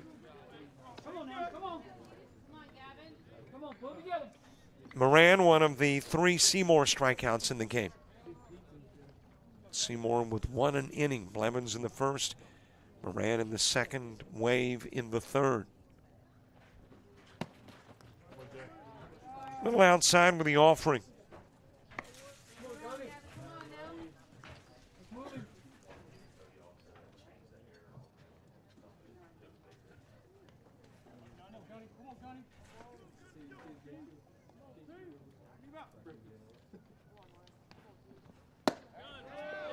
A little bit inside, or actually on the inside part of the plate to Moran.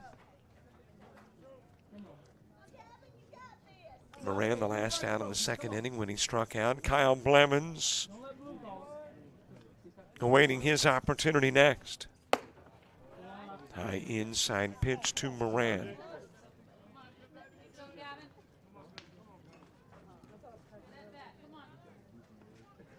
Moran, 1 hit this year, 1 walk, 2 strikeouts. Coming into the game, of course, his third of the year when he was fanned in the second. He swings, he misses, off to second, and in safely with the stolen base is Nelson.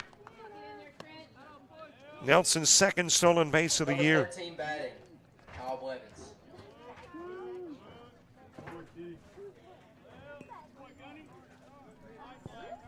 And there's 1 out as Kyle Blevins is back to the plate. He is struck out and walked.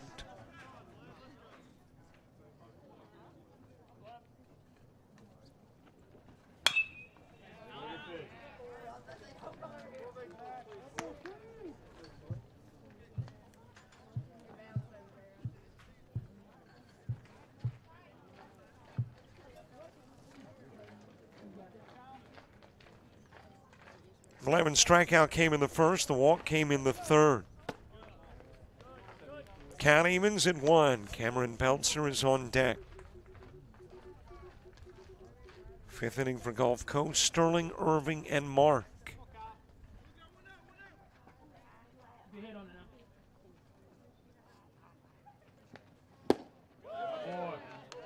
Blevins chasing 1 a little bit outside of the strike zone.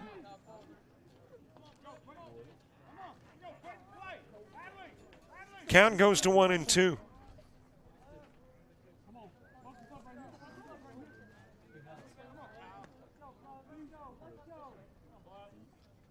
Gunner's pitch outside, count even 2 each.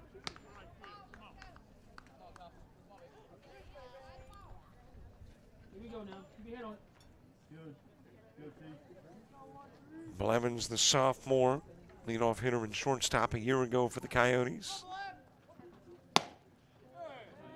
3-2 the count on Blevins.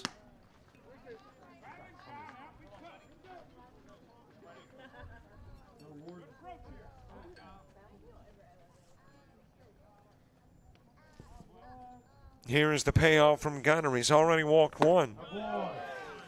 He'll strike out 2. Fan Moran now gets Blevins. Batting number 3, Cameron Belzer. 2 gone for Cameron Belzer. Belzer has walked and popped out to right field.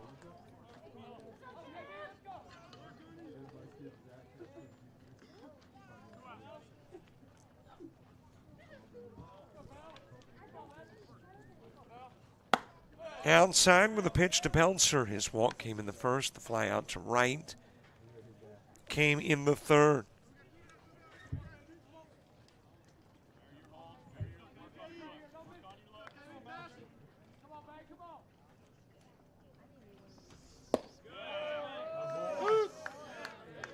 Got the inside part of the plate on Belzer.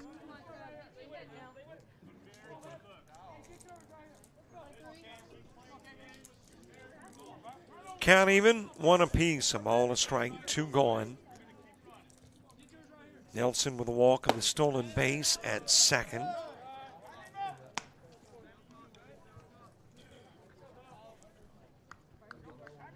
Count goes to 2-1.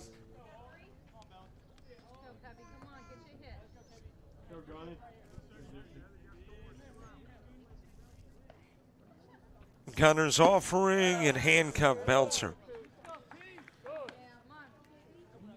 Turns into the pitch and the count even at 2.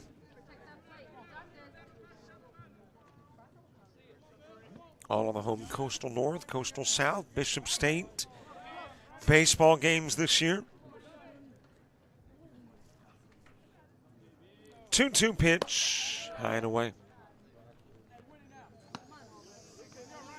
And Coastal South on Saturday, have them this Sunday. I think our first Bishop State is later in the month.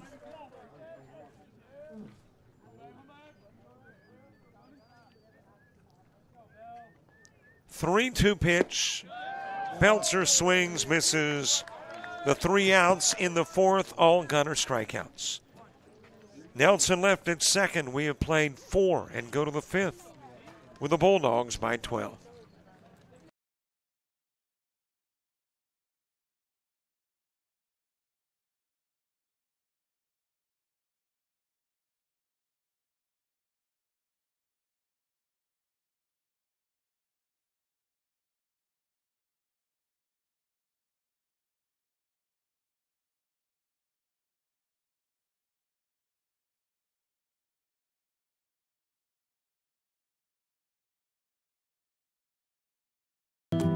You see an empty field.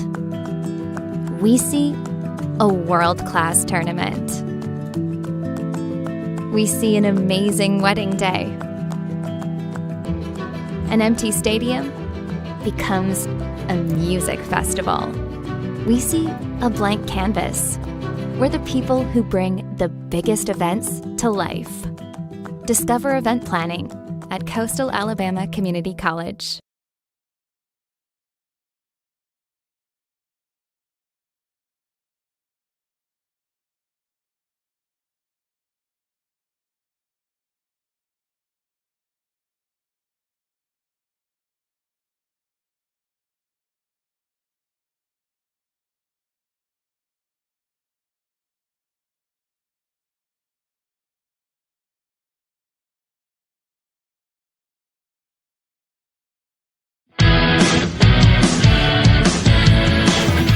Frustrated. She's having trouble with her defensive player. Look at this sweet pass behind the back for 2 on the assist. And that one is hit on a rope to center field. Watch that one. And it is, oh, what a great diving catch by the center field. And in that game, it was basically a running back by committee. I mean, you had a lot of guys carrying the football. Is that the protocol for the upcoming season for the backfield of Jackson State? It's a really nice pitch to get the ground ball double play. Second one. 6-5 is your final. East Georgia advances to the championship game.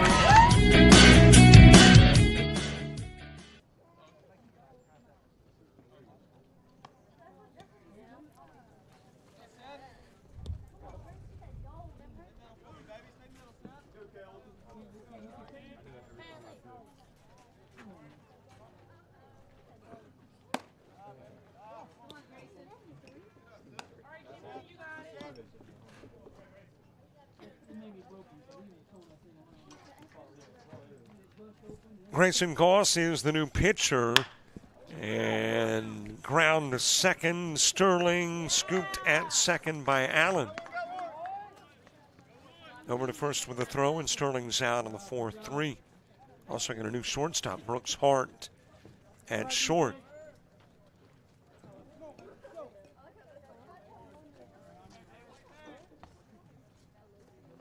In a 13-1 game, top of the 5th, Caden Irving coming to the plate with 1 away. Bryson Howard works an inning, faces 5. And he will give up a couple of hits. Strike out 1 and allow a single run.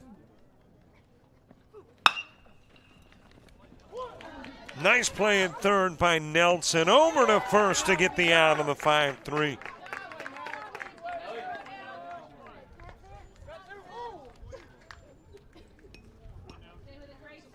And there's 2 gone for Jaden Mark. Mark has walked, been hit by a pitch, popped out to right field.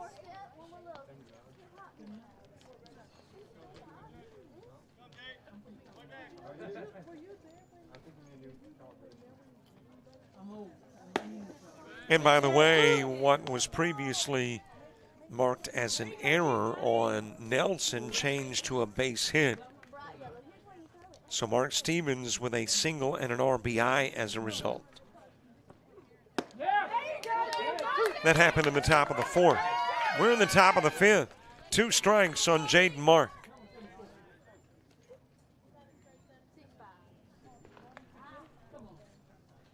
Three, 4, and 5 spots.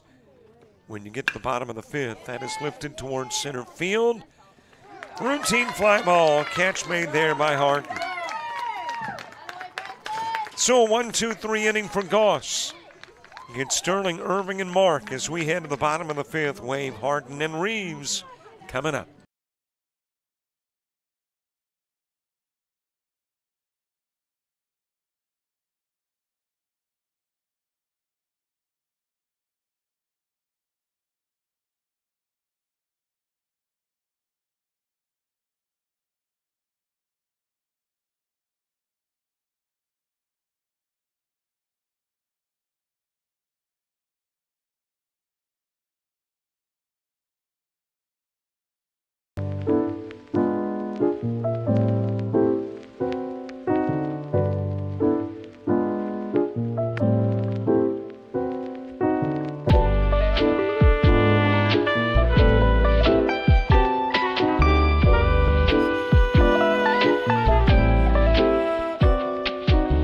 Discover culinary arts at Coastal Alabama Community College.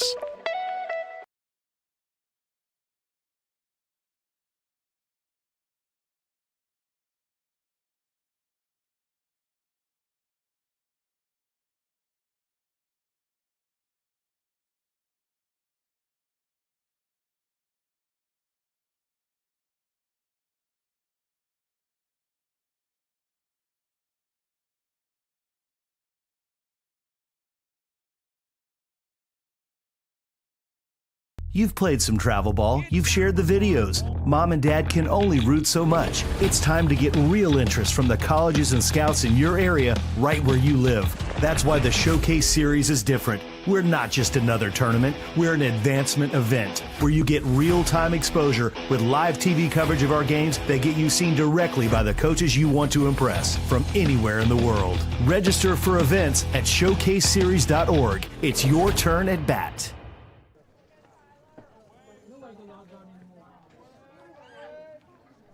Hey, don't forget to follow us, Facebook, Twitter, Instagram, TikTok, and Threads. As we get the bottom of the fifth underway, Tyler Wave starting it all. And, of course, please subscribe to our YouTube channel. And it looks like we've hit our goal of 35-40. Trying to do it in increments of 10. So, hey, if we want to get a jump on tomorrow's softball and baseball in increment of 10, feel free to continue to subscribe.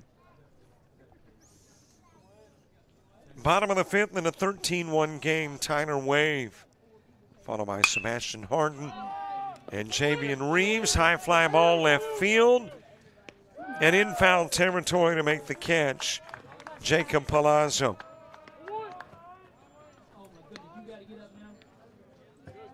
Batting 26, Sebastian Harden. One out for Sebastian Harden. Got a new first baseman for the Bulldogs. That new first baseman is Dawson Hall.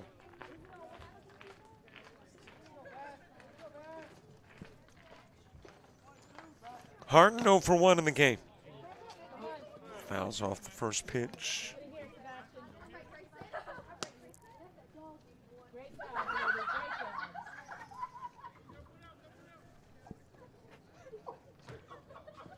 Javian Reeves to the on-deck circle. 0-1 pitch. And we'll go to the screen. Well, we're not sure in the box about the mercy rule. In a 7-inning game, it's 10 after 5.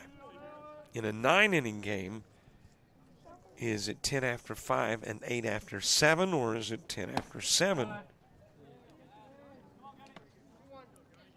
Coyotes would prefer not to take a chance. Just start scoring runs, get inside the 10, inside the 8. And do it with 2 gone. Harden the last out in the first, walked in the third. High and inside to run the count to 3-1.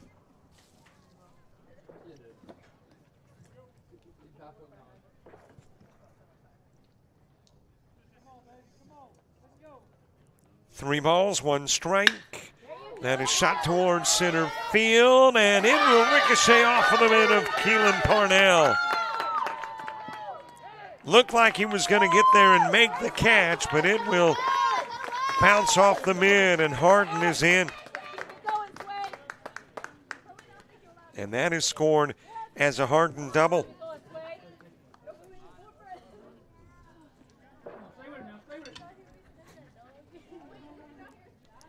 So a base runner in scoring position for Javian Reeves. That is hit number 3 in the game for the Coyotes.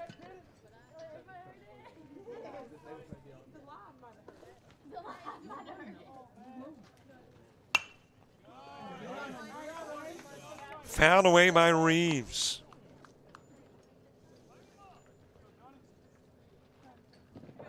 Reeves hitting .286 coming into the game. Couple of hits in 7 plate appearances with an RBI.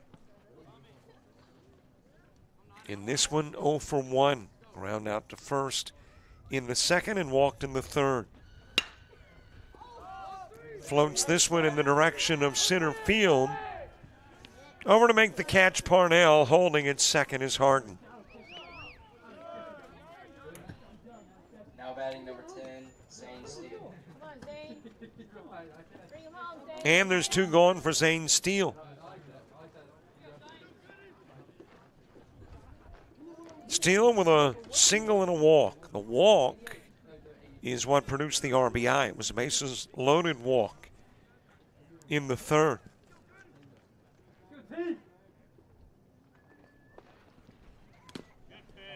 Foul tips this one back, so that means Harden will have to go back to second.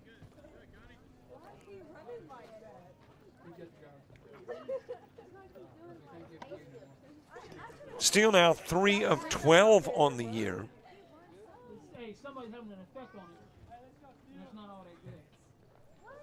And base hit in the second, giving a big bump to the average. And he picked up his first RBI with the walk.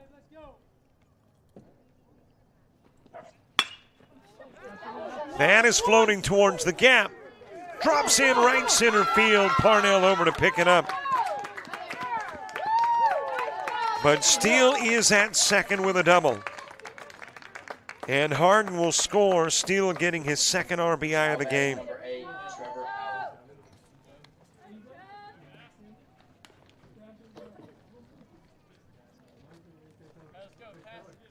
Well, Steele, as I mentioned, came into the day a 182 hitter. Let's see how much he's bumped that average.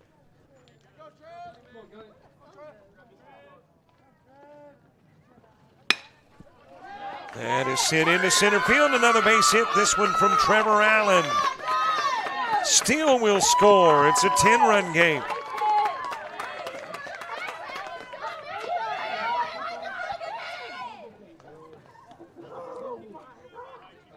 Steele with a 50-point jump in his average with those 2 base hits. Number 18, Trent Nelson. Now a 231 hitter. Trent Nelson to the plate.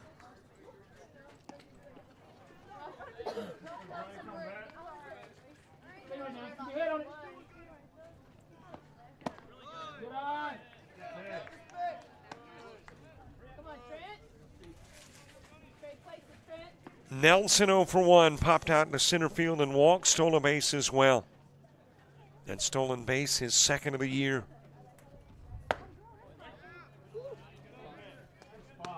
Couple of pitches high, 2-0 to Nelson. Gavin Moran is on deck. And it looks like pinch hitter Brooks Hart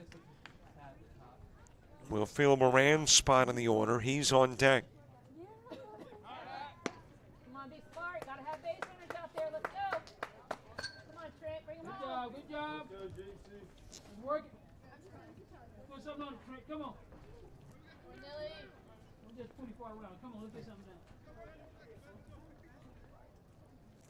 2 balls, no strikes. Nelson, the second out in the second inning, led the fourth off with a walk.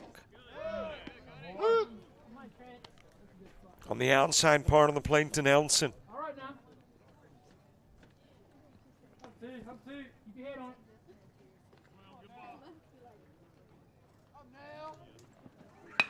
Little check swing, sent foul over towards first.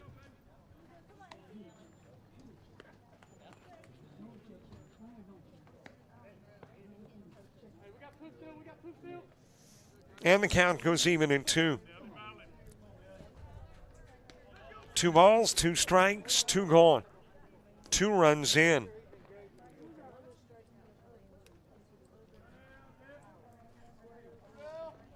It is a 13-3 game.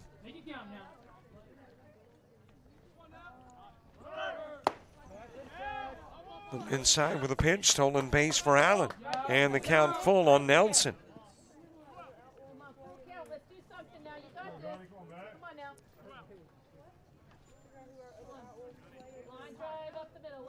And a Nelson base hit would turn it into a single-digit lead. 3-2. Popped up. Shallow right on the grass. Catch made by Kane.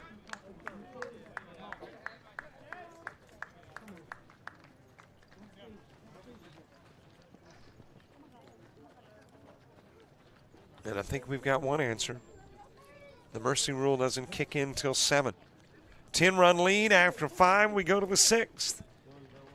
Palazzo, Bernardo, and Kane coming up for the Bulldogs.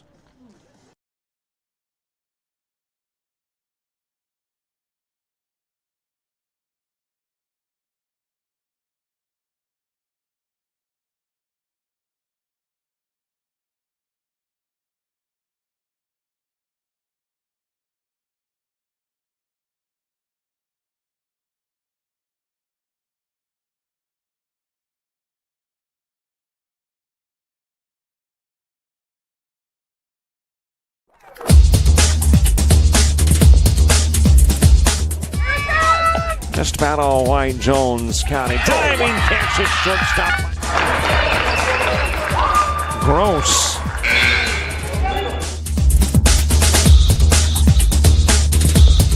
Towards the gap. Diving catch in center field by Ben Aklinski. There is a shot towards deep short. Kraft's got it. Long throw over, and he got it.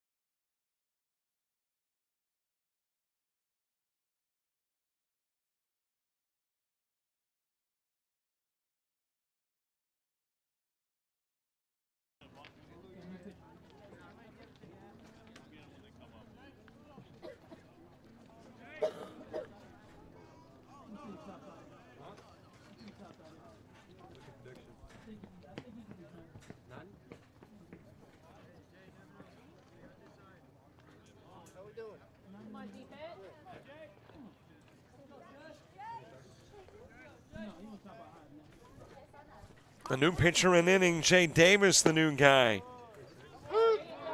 for Coastal Alabama North. Grayson Goss will work an inning, phase 3, no strikeouts, no walks, no hits, and no runs. A 3-up, 3-down inning for Goss, and hands it over to Jay Davis.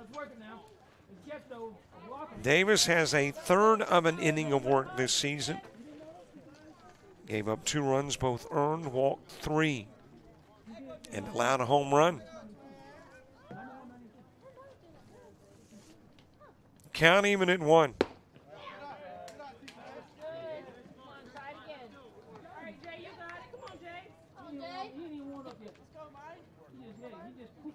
Tanner Ladner in the spot where Palazzo was previously.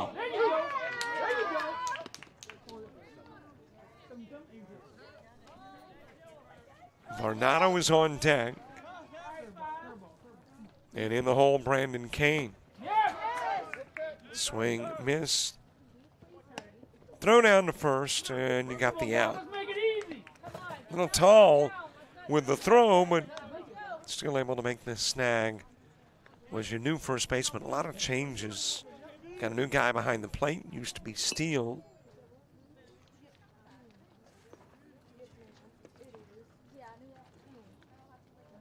And your new catcher is Ergel.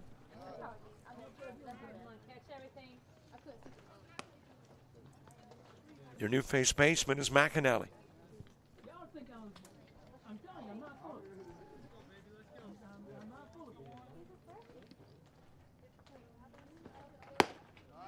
Yes!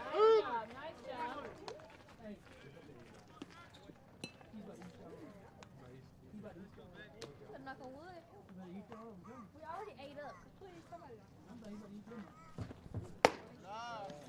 Bring it down a little bit.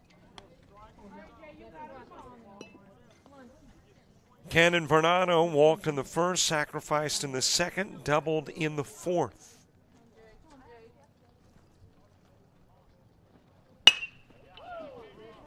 And drives this one towards center field. He'll drop it in as a base hit. Varnado going to try to get two, and he'll get in there safely. So Varnado with a double. That is his second of the game. It is the 8th Bulldog base hit.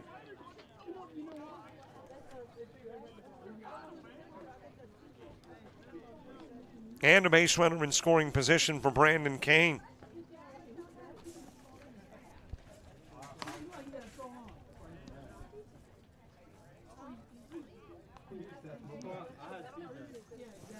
Kane, 5 plate appearances in 6 innings.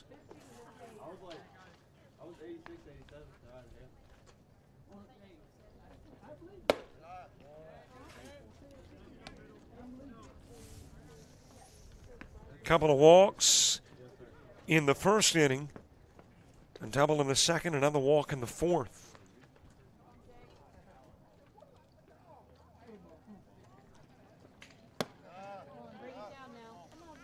High with a pitch, 2-0.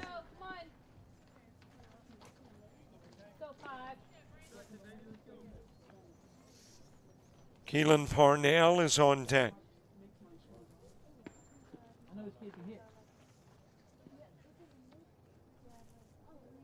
Jade Davis, pitcher number 6 in the game for the Coyotes.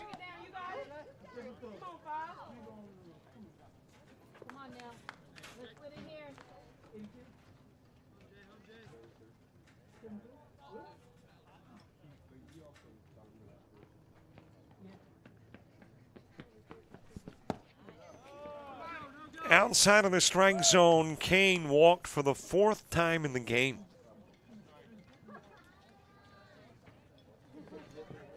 Had 1 walk prior to the game.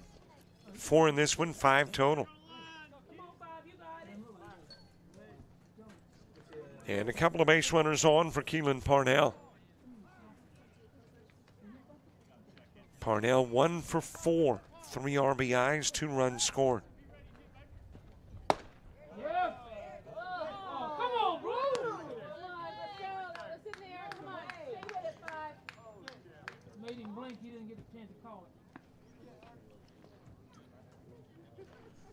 Parnell grounding into the 4-6 in the first, doubled in the first as well, and drove in 3.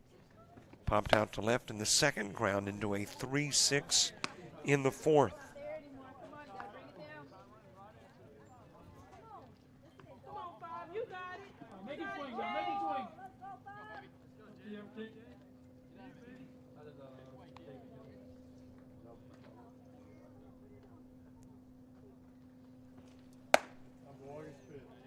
Outside with a pitch to Parnell. Mark Stevens moving to the on-deck circle. Bottom of the order in the bottom of the 6th for Coastal North.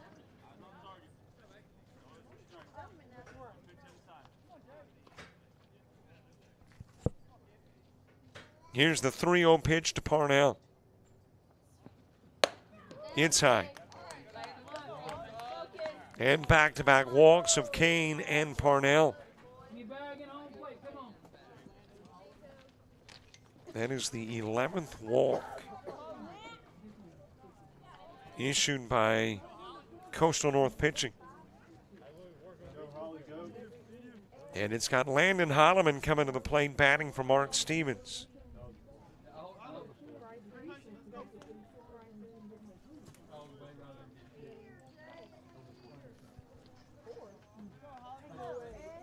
All loaded up in the top of the 6th. Holloman getting his 3rd plate appearance of the year. 1 for 2 coming in, and that 1 base hit was a double.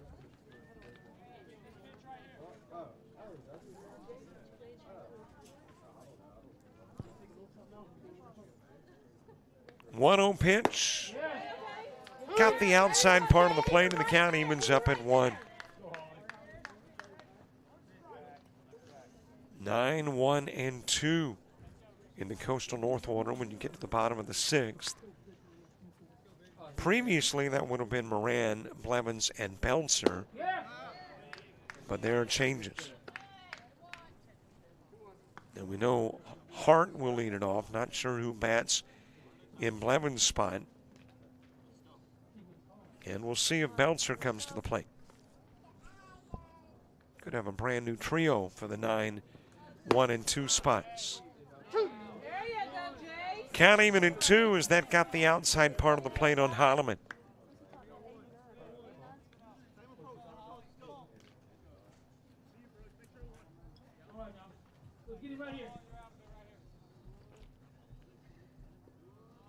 Two offering from Jay Davis. High and inside. Come on now. That was right there. Let's go. All right, now make it swing now. Holloman, the 2nd pinch hitter out of 5 here in the 6th.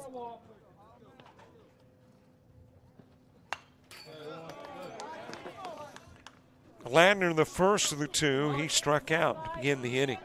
And now Holloman batting and has the count full at 3-2.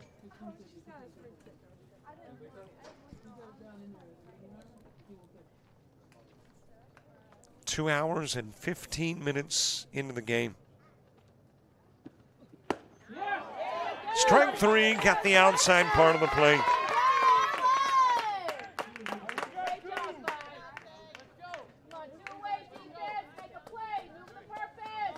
Two gone as Dom Jackson makes his way to the plate. He is 2 for 3 in the game with 3 RBIs and a run scored. Has homered and doubled. Struck out and walked.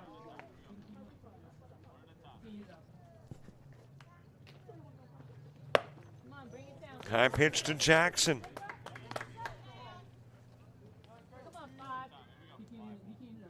The Bulldogs out of Perkinston, Mississippi.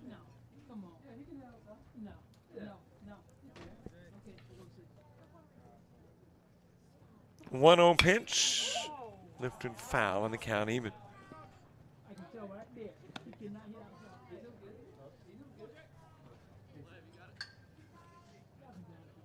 I am guessing about a 3-hour drive, maybe. 3.5.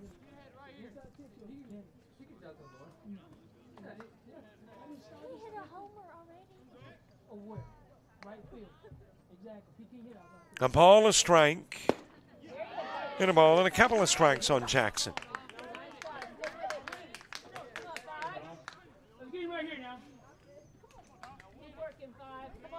He homered in the first, walked in the first, doubled in the second, struck out in the fourth.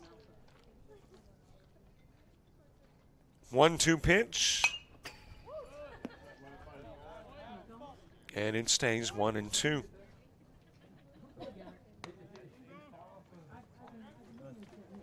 That strikeout in the fourth was to Bryson Howard.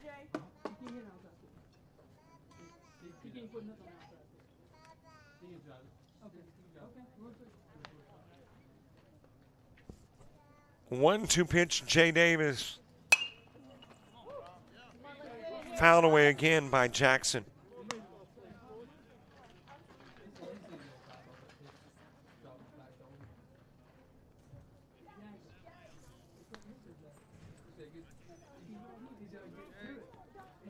A new pinch hitter, or a no-hitter on deck. That is Keandre Fields on deck. High offering to run the count even. Seth Sterling had been following Dom Jackson, but DeAndre Fields is on deck.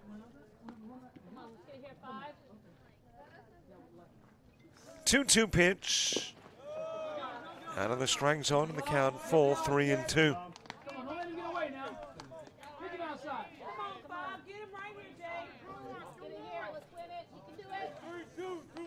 Bases loaded.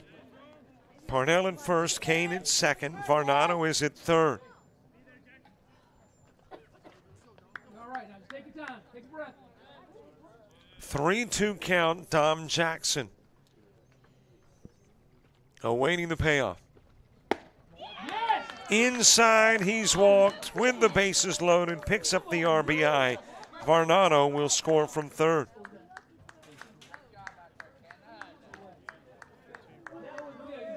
Come on, you know that was a strike.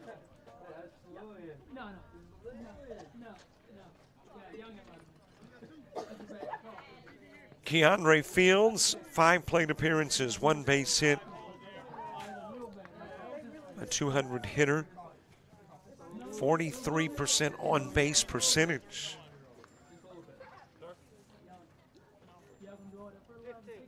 And in limited plate appearances, near the top in one category, and that's walks. He has walked 4 times.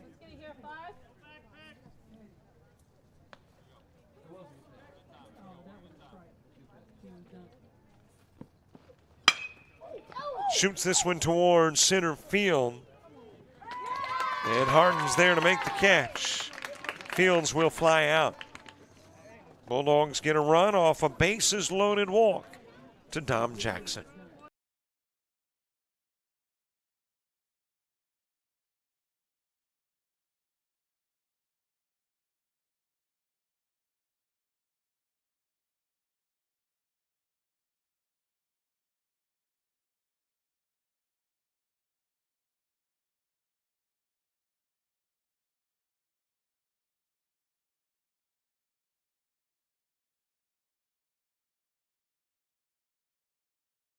Think you need a 4-year degree to make good money? Think again.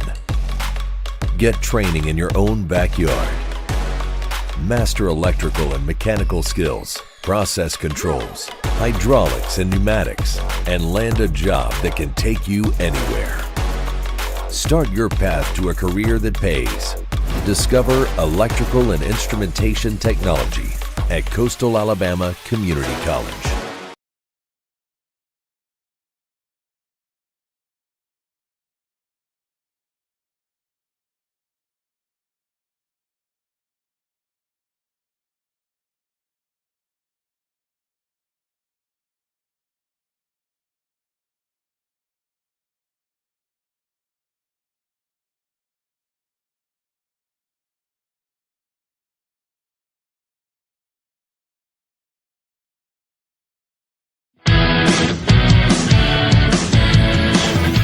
Frustrated. She's having trouble with her defensive player. Look at this sweet pass behind the back for 2 on the assist. And that one is hit on a rope to center field. Watch that one. And it is, oh, what a great diving catch by the center field. And in that game, it was basically a running back by committee. I mean, you had a lot of guys carrying the football. Is that the protocol for the upcoming season for the backfield of Jackson State? It's a really nice pitch to get the ground ball double play. Second one. 6-5 is your final. East Georgia advances to the championship game.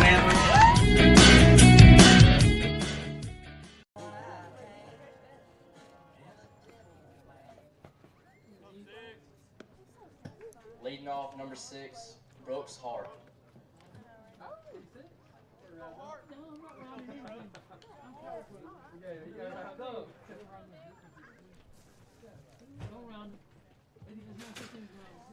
Bottom of the 6th gets underway. Bottom of the order. It used to be Gavin Moran batting in the 9 spot. Brooks Hart will do it here.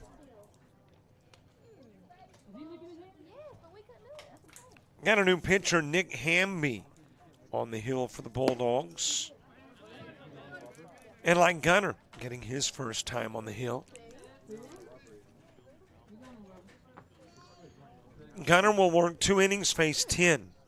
3 strikeouts, a walk, 3 hits, and a couple of runs.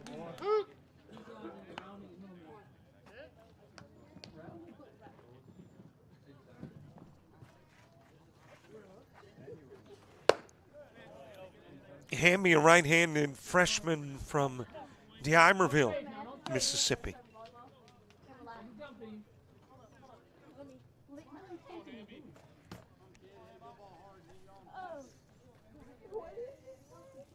Three and 1 on Hart on the outside part of the plate. Hart, 1 prior plate appearance, looking for his first base hit of the year.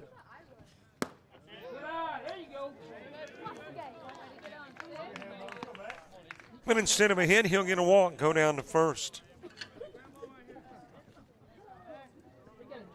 Batting number 36, Ethan McAnally. Come on, Ethan. Ethan McAnally to the plate.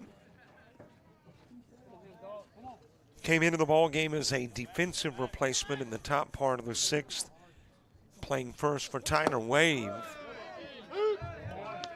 And coming to the plate here in the 6th, the bottom part. He, like Hart, 1 prior plate appearance.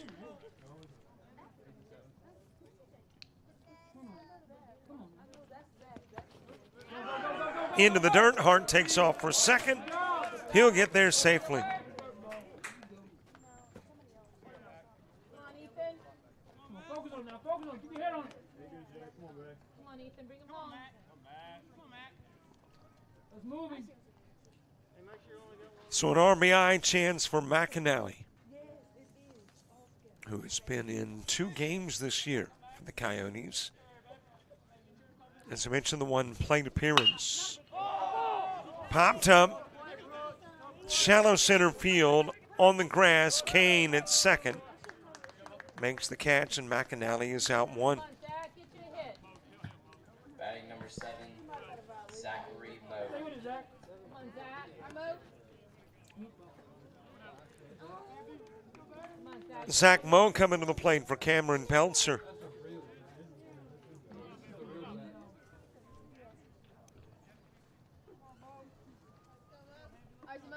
Moe 2, 1 plate appearance. Actually, 1 game appearance. Has not made a trip to the plate yet until now. Has been in 1 game, but makes his first plate appearance in this one.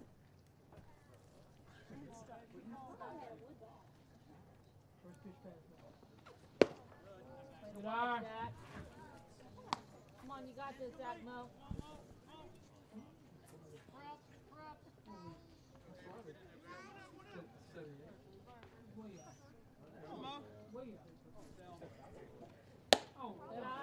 Inside with a pitch, 2-0 to Mo.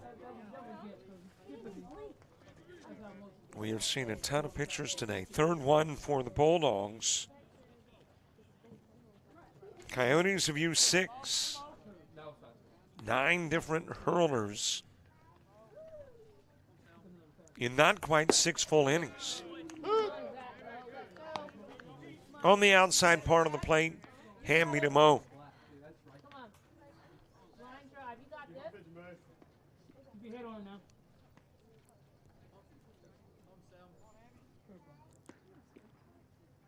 Two one offering. And it is fouled away. Come on, stay with it.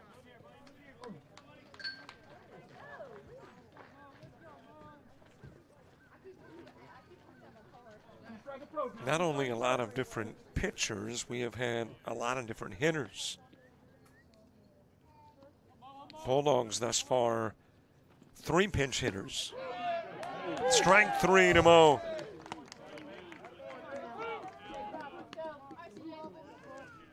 And this is the 4th pinch hitter for Coastal North. So 7 pinch hitters.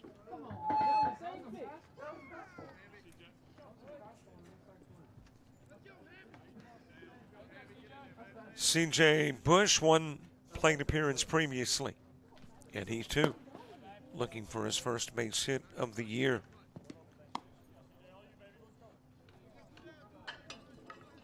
Seventh inning for the Bulldogs starts at the 6th spot. 6, 7, and 8 coming to the plate.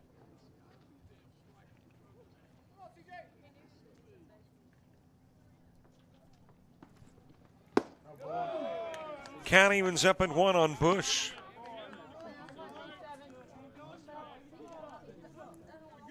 $14 runs in the 3 prior games for Coastal North. A little better than 4 per game. Trying to hold up on his swing. Apparently got a piece of it when he swung and fouled it off, I would assume.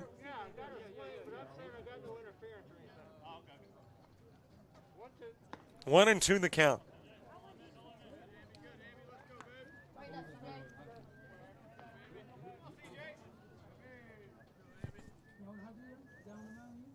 One ball, couple of strikes, 2 gone. Check swing, he win, it's dropped. Mark will fire down to first, get the out. And you had 3 pinch hitters. 1 gets on with a walk. Hart, he stays on as McAnally, Moe, and Bush go down.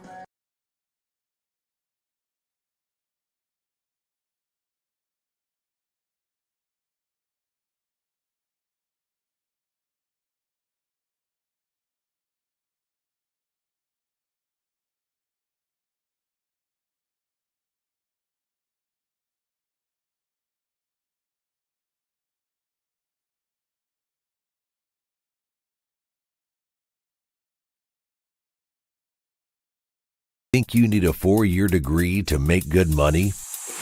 Think again. Get training in your own backyard. Master electrical and mechanical skills, process controls, hydraulics and pneumatics, and land a job that can take you anywhere. Start your path to a career that pays. Discover electrical and instrumentation technology at Coastal Alabama Community College.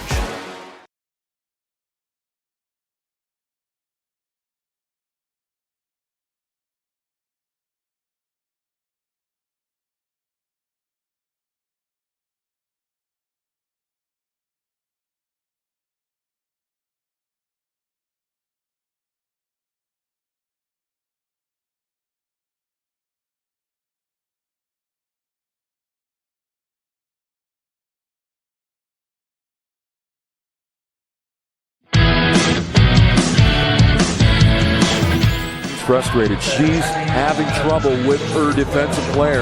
Look at this sweet pass behind the back for 2 on the assist. And that one is hit on a rope to center field. Watch that one. And it is, oh, what a great diving catch by the center field. And in that game, it was basically a running back by committee. I mean, you had a lot of guys carrying the football. Is that the protocol for the upcoming season for the backfield of Jackson State? It's a really nice pitch to get the ground ball double play. Second one.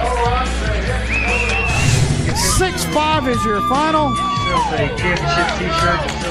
East Georgia advances to the championship game.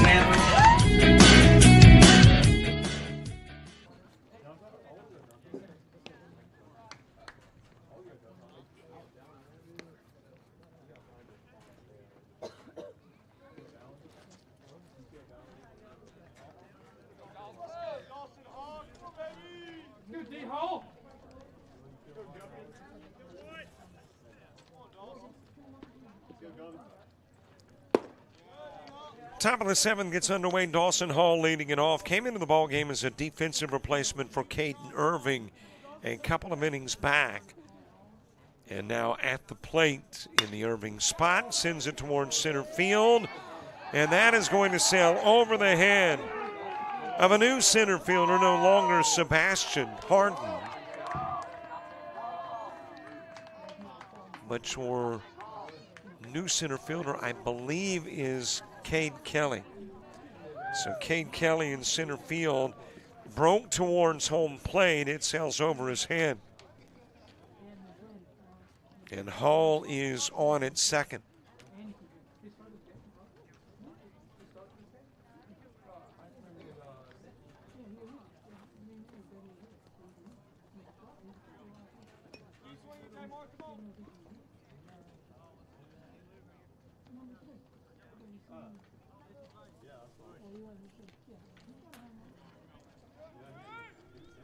Base runner in scoring position, top of the 7th. Jaden Mark. And Bulldogs ducking. And wound up in the dugout at first.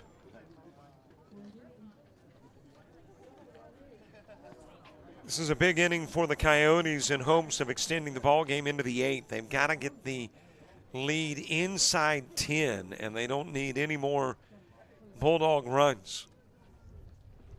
And right now, a Bulldog runner on his way to third, Hall, after the pitch gets into the dirt. Wyatt Thorpe, the new pitcher.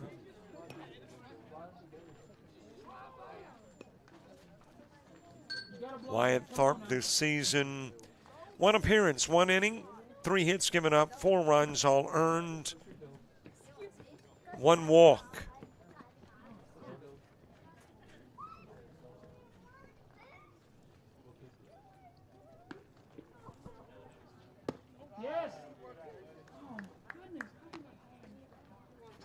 Low with the pitch to Mark. Mark has walked, been hit by a pitch, and popped out twice.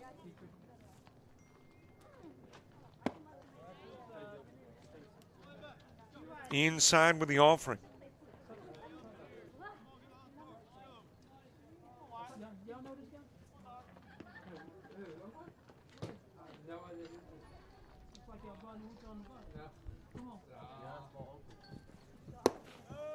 Inside offering, trip down to first for Mark.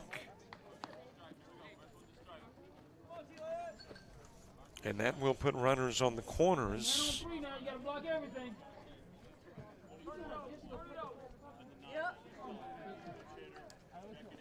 Tanner Ladner, who came into the ball game and struck out an inning back to the plate here in the 7th.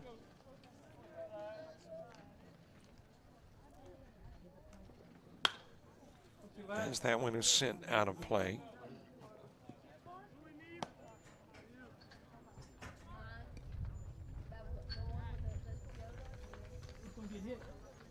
Palazzo got the start in the 8th spot. Came to the plate in the 1st, 2nd, and 3rd, and then Ladner came to the plate as the 8 hitter in the 6th. Couple of strikes on Ladner. And Blake Roberts on deck to bat where Varnado had batted previously. Little check swing, he goes. First is occupied. So no need for a throw, and Mark will hold at first. Hall will hold at third.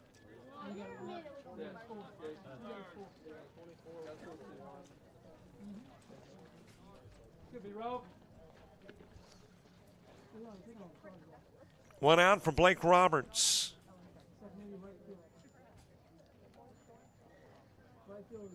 Blake Roberts, 6 trips to the plate, has a couple of base hits, 1 walk.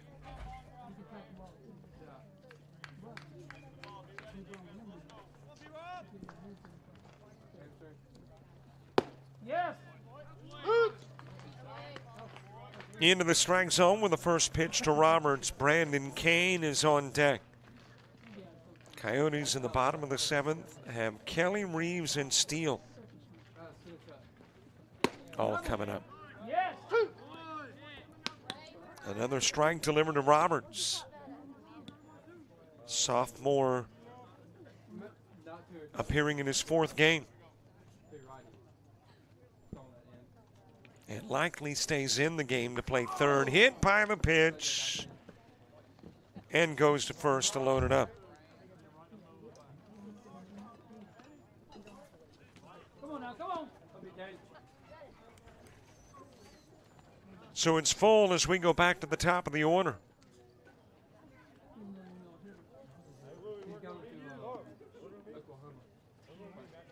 Brandon Kane, his 6th trip to the plate.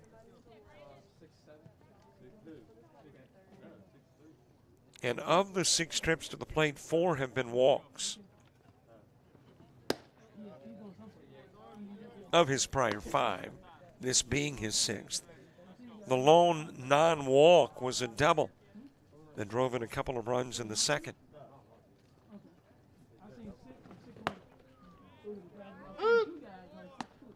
Count even at 1 on Kane. Keelan Parnell is on deck.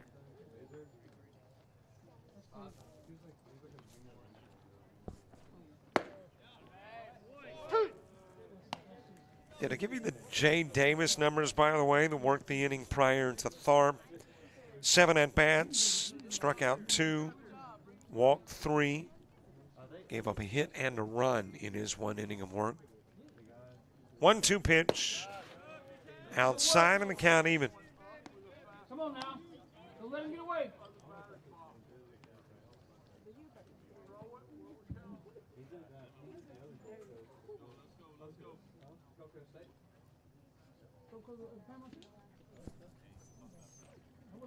Two offering from Tharp, and that got Kane. Hit by the pitch with the bases loaded, picks up another RBI. His 3rd of the game, his 6th of the year. And he'll eventually make his way to first as in from 3rd comes Hall.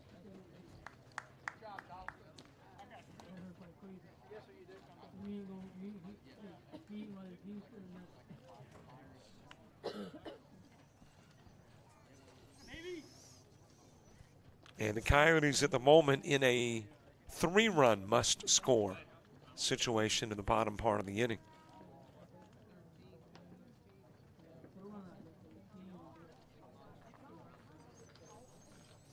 Got a runner for Kane.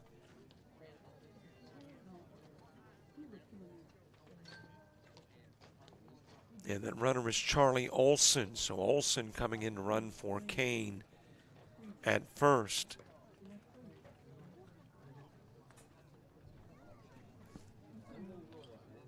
Coach Griffin out to have a conversation with Wyatt Tharp, pitcher number 7 in the game for the Coyotes.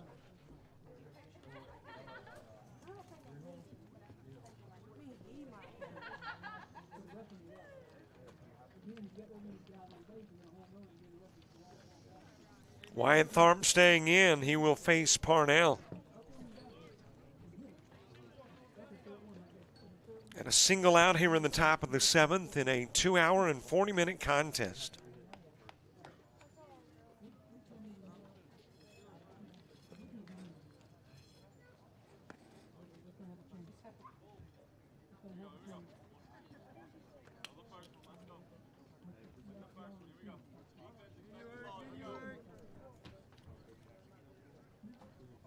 Parnell ground into a 4-6, also doubled and drove in 3 runs, scored twice, and that all happened in the 1st inning.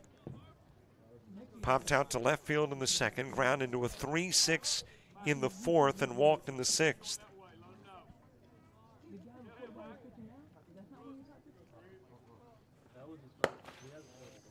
Two pitches missing from Tharp.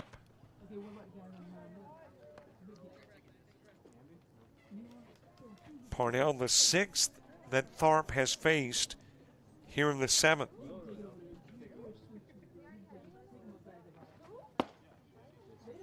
They've got the outside part of the plate, and the count goes 2-1. Well, we are just kicking off, this being the 2nd baseball game of our coverage this year of the sport that covers the biggest part of the calendar. We will have baseball all the way into November. A lot of summer stuff, Babe Ruth, Cal Ripken World Series, Showcase Series baseball. Check swing, Parnell goes. 2 gone, bases still loaded. And Tharp will get his second strikeout of the game. And it's strikeout number 6 for Coyote pitching.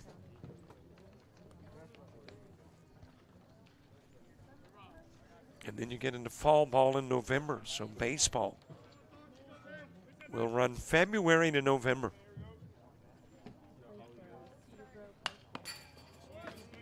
I'm not sure we'll do as many as we did last year. We had a span last year, June to August. In those 3 months, we did 562 baseball games. I don't think we're going to do that in a 3-month time period this summer. But needless to say, tons of baseball here.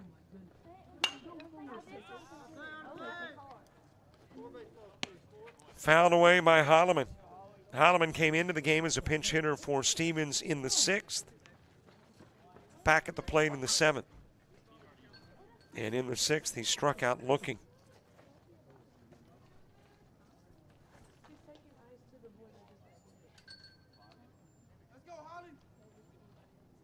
Here is the 0-2 offering.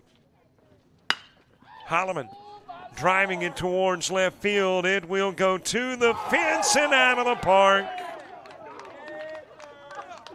Grand slam. Holloman. First homer of the year. First RBIs of the year. And the lead goes to 19-3.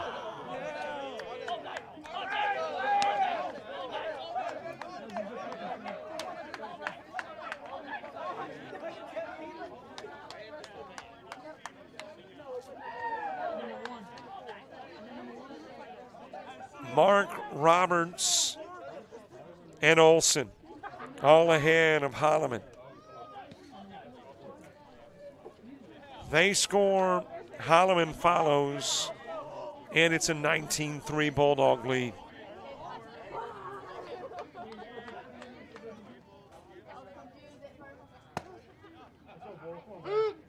Pinch hitter Harrison Bull in the spot where Dom Jackson had been previously.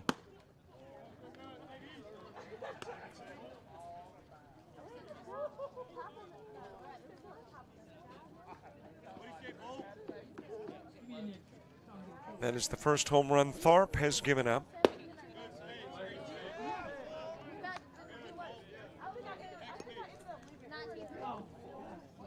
Count runs to 2-1 on Bull.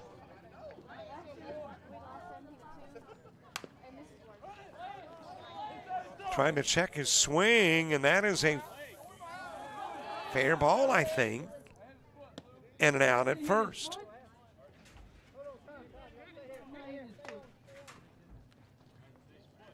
And apparently the officials are going to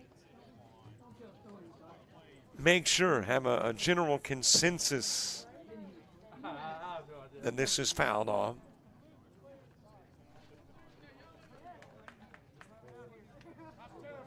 Well, let's see if we can pick up, although it doesn't matter, they've already agreed that indeed it is a fair ball.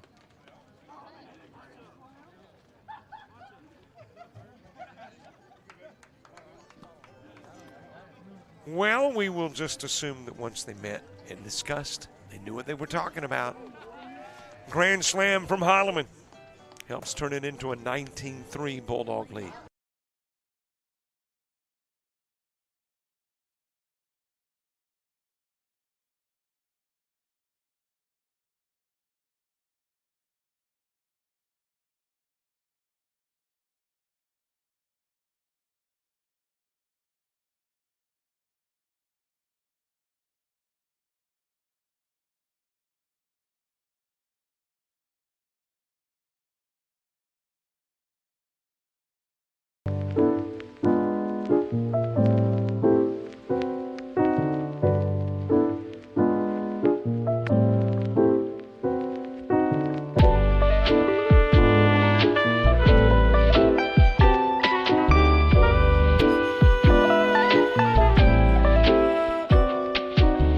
Discover culinary arts at Coastal Alabama Community College.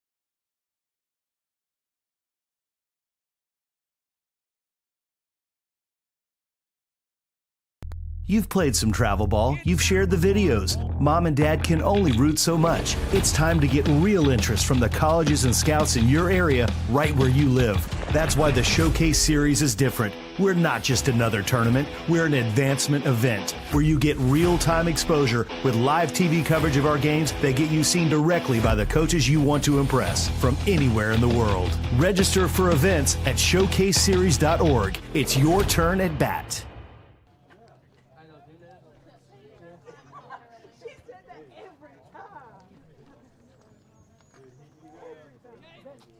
We head to the bottom of the seventh. Cade Kelly will start it off. Got a new pitcher on the hill. That is Brennan Jones pitching for the Bulldogs. Nick Hamby will work an inning, faced 4, 2 strikeouts, 1 walk, no hits, no runs. And hands it over to Jones, who has a single inning of work thus far this year, has given up a hit, and has struck out 1.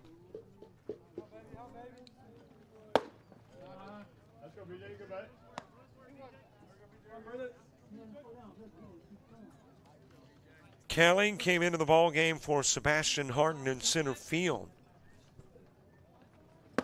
in the top part of the inning, and now batting for Harden in the bottom part.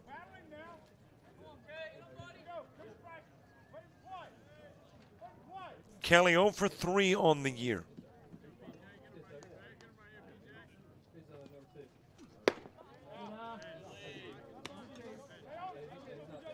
Does lead the team, though, in one category, and that's stolen bases.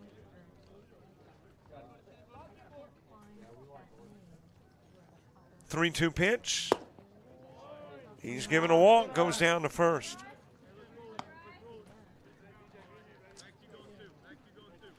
Coyotes have got to have a big inning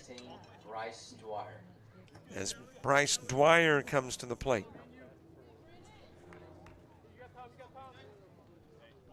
They have got to have a 7-run bottom of the 7th to extend the game to the 8th.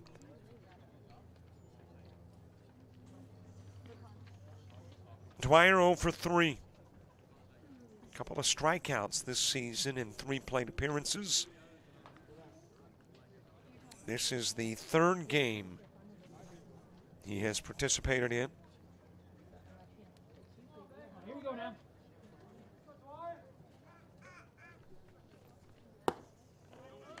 A little outside with a Jones pitch to Dwyer.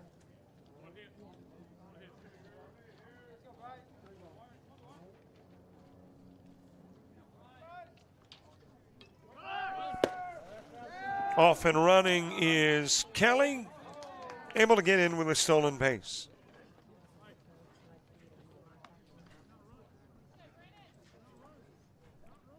And into scoring position, becoming an RBI opportunity for Dwyer, who would love to pick up his first RBI in the season here in the bottom of the 7th.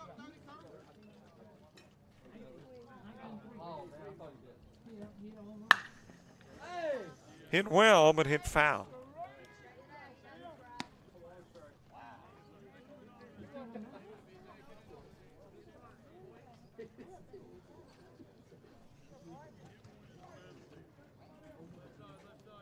Two and 1 on Dwyer. Hey, don't forget to subscribe to our YouTube channel. Click that subscribe button. Not a real lengthy process. Just click on it, you're subscribed. I mean, that's it. You get alerts when the coverage for a particular link goes live. Got an opportunity to share it. Got access to stuff others don't. A Conversation with Daniel Head, the AD of Coastal Alabama, or Dean Myrick, the commissioner of the ACCC, and more.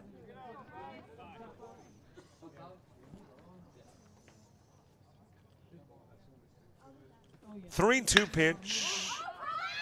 That is a high-flying ball, center field, out of the park. Dwyer with a two-run shot.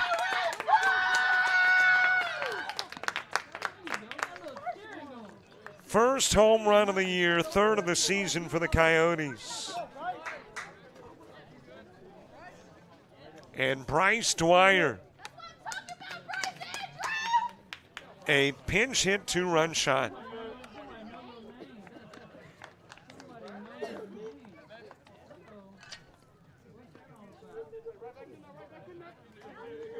It just continued to carry to the fence and out of the park.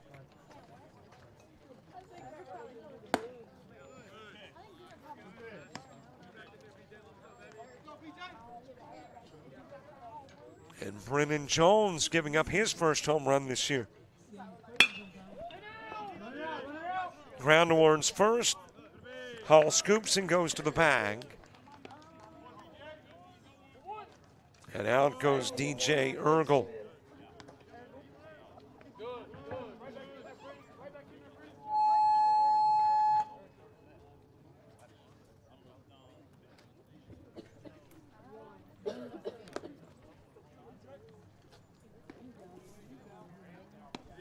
Coyotes still needing 5 to extend the ball game to the 8th.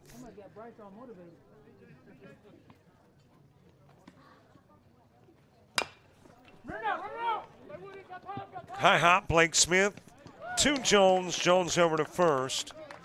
And Smith grounds into the 1-3. Batting 23, Louis Vicente.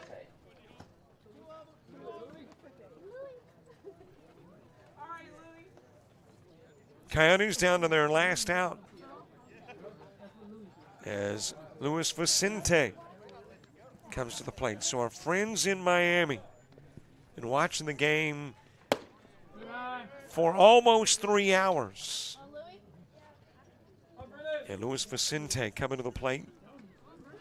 One prior plate appearance, but back at the plate in the bottom of the 7th with 2 gone. High pitch, 2-0.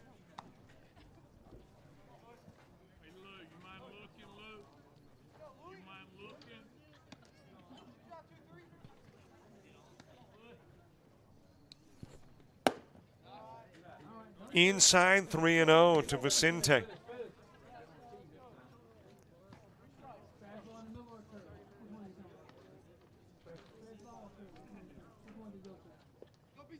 Jones just outside with a pitch, a 4-pitch walk. Vicente giving a walk down to first. That'll be his first trip to first on the season. And there's a base runner aboard as Brooks Hart is back to the plate.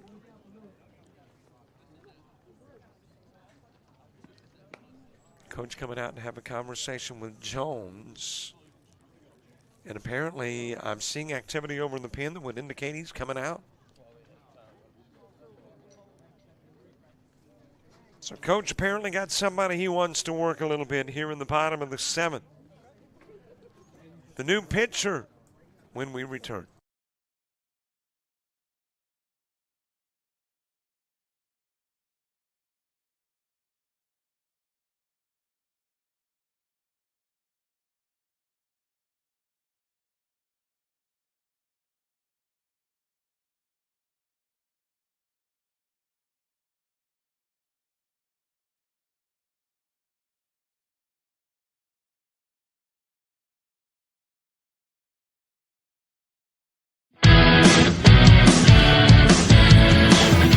Frustrated. She's having trouble with her defensive player.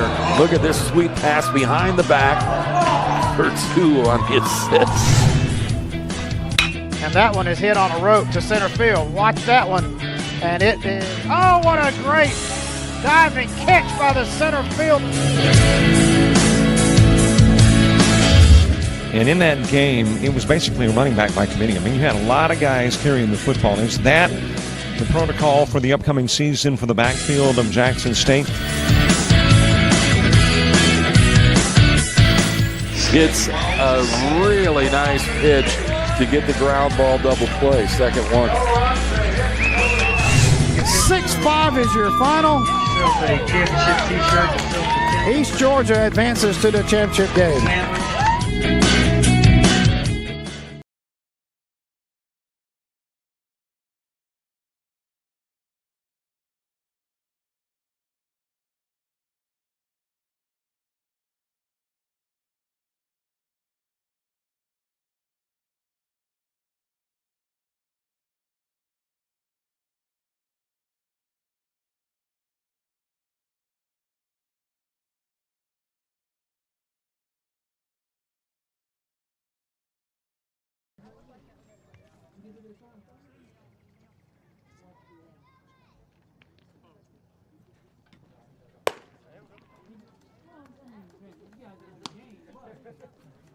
Andrew Knight, the new pitcher. Another pitcher used this afternoon that doesn't have prior numbers. He is the 5th for the Bulldogs. And the Coyotes with 7, a 12-pitcher game. Brooks Hart to the plate with Vicente over at first. In a 19-5 contest, 2 gone, bottom of the 7th.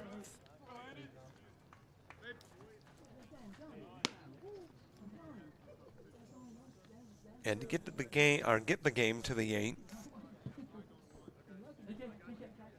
Coyotes got to score 5 with 2 gone. Vicente slightly over at first. Knight's pitch, way outside. Count even at 1. Jones works 2/3 of an inning, faces 5, no strikeouts, 2 walks, and a hit given up. Has allowed 2 and is responsible for the runner at first.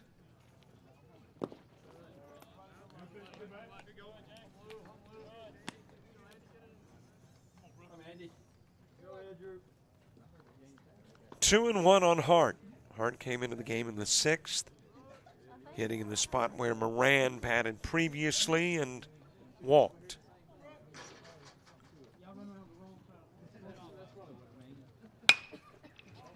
That is floated in the direction of right field. Jackson's replacement.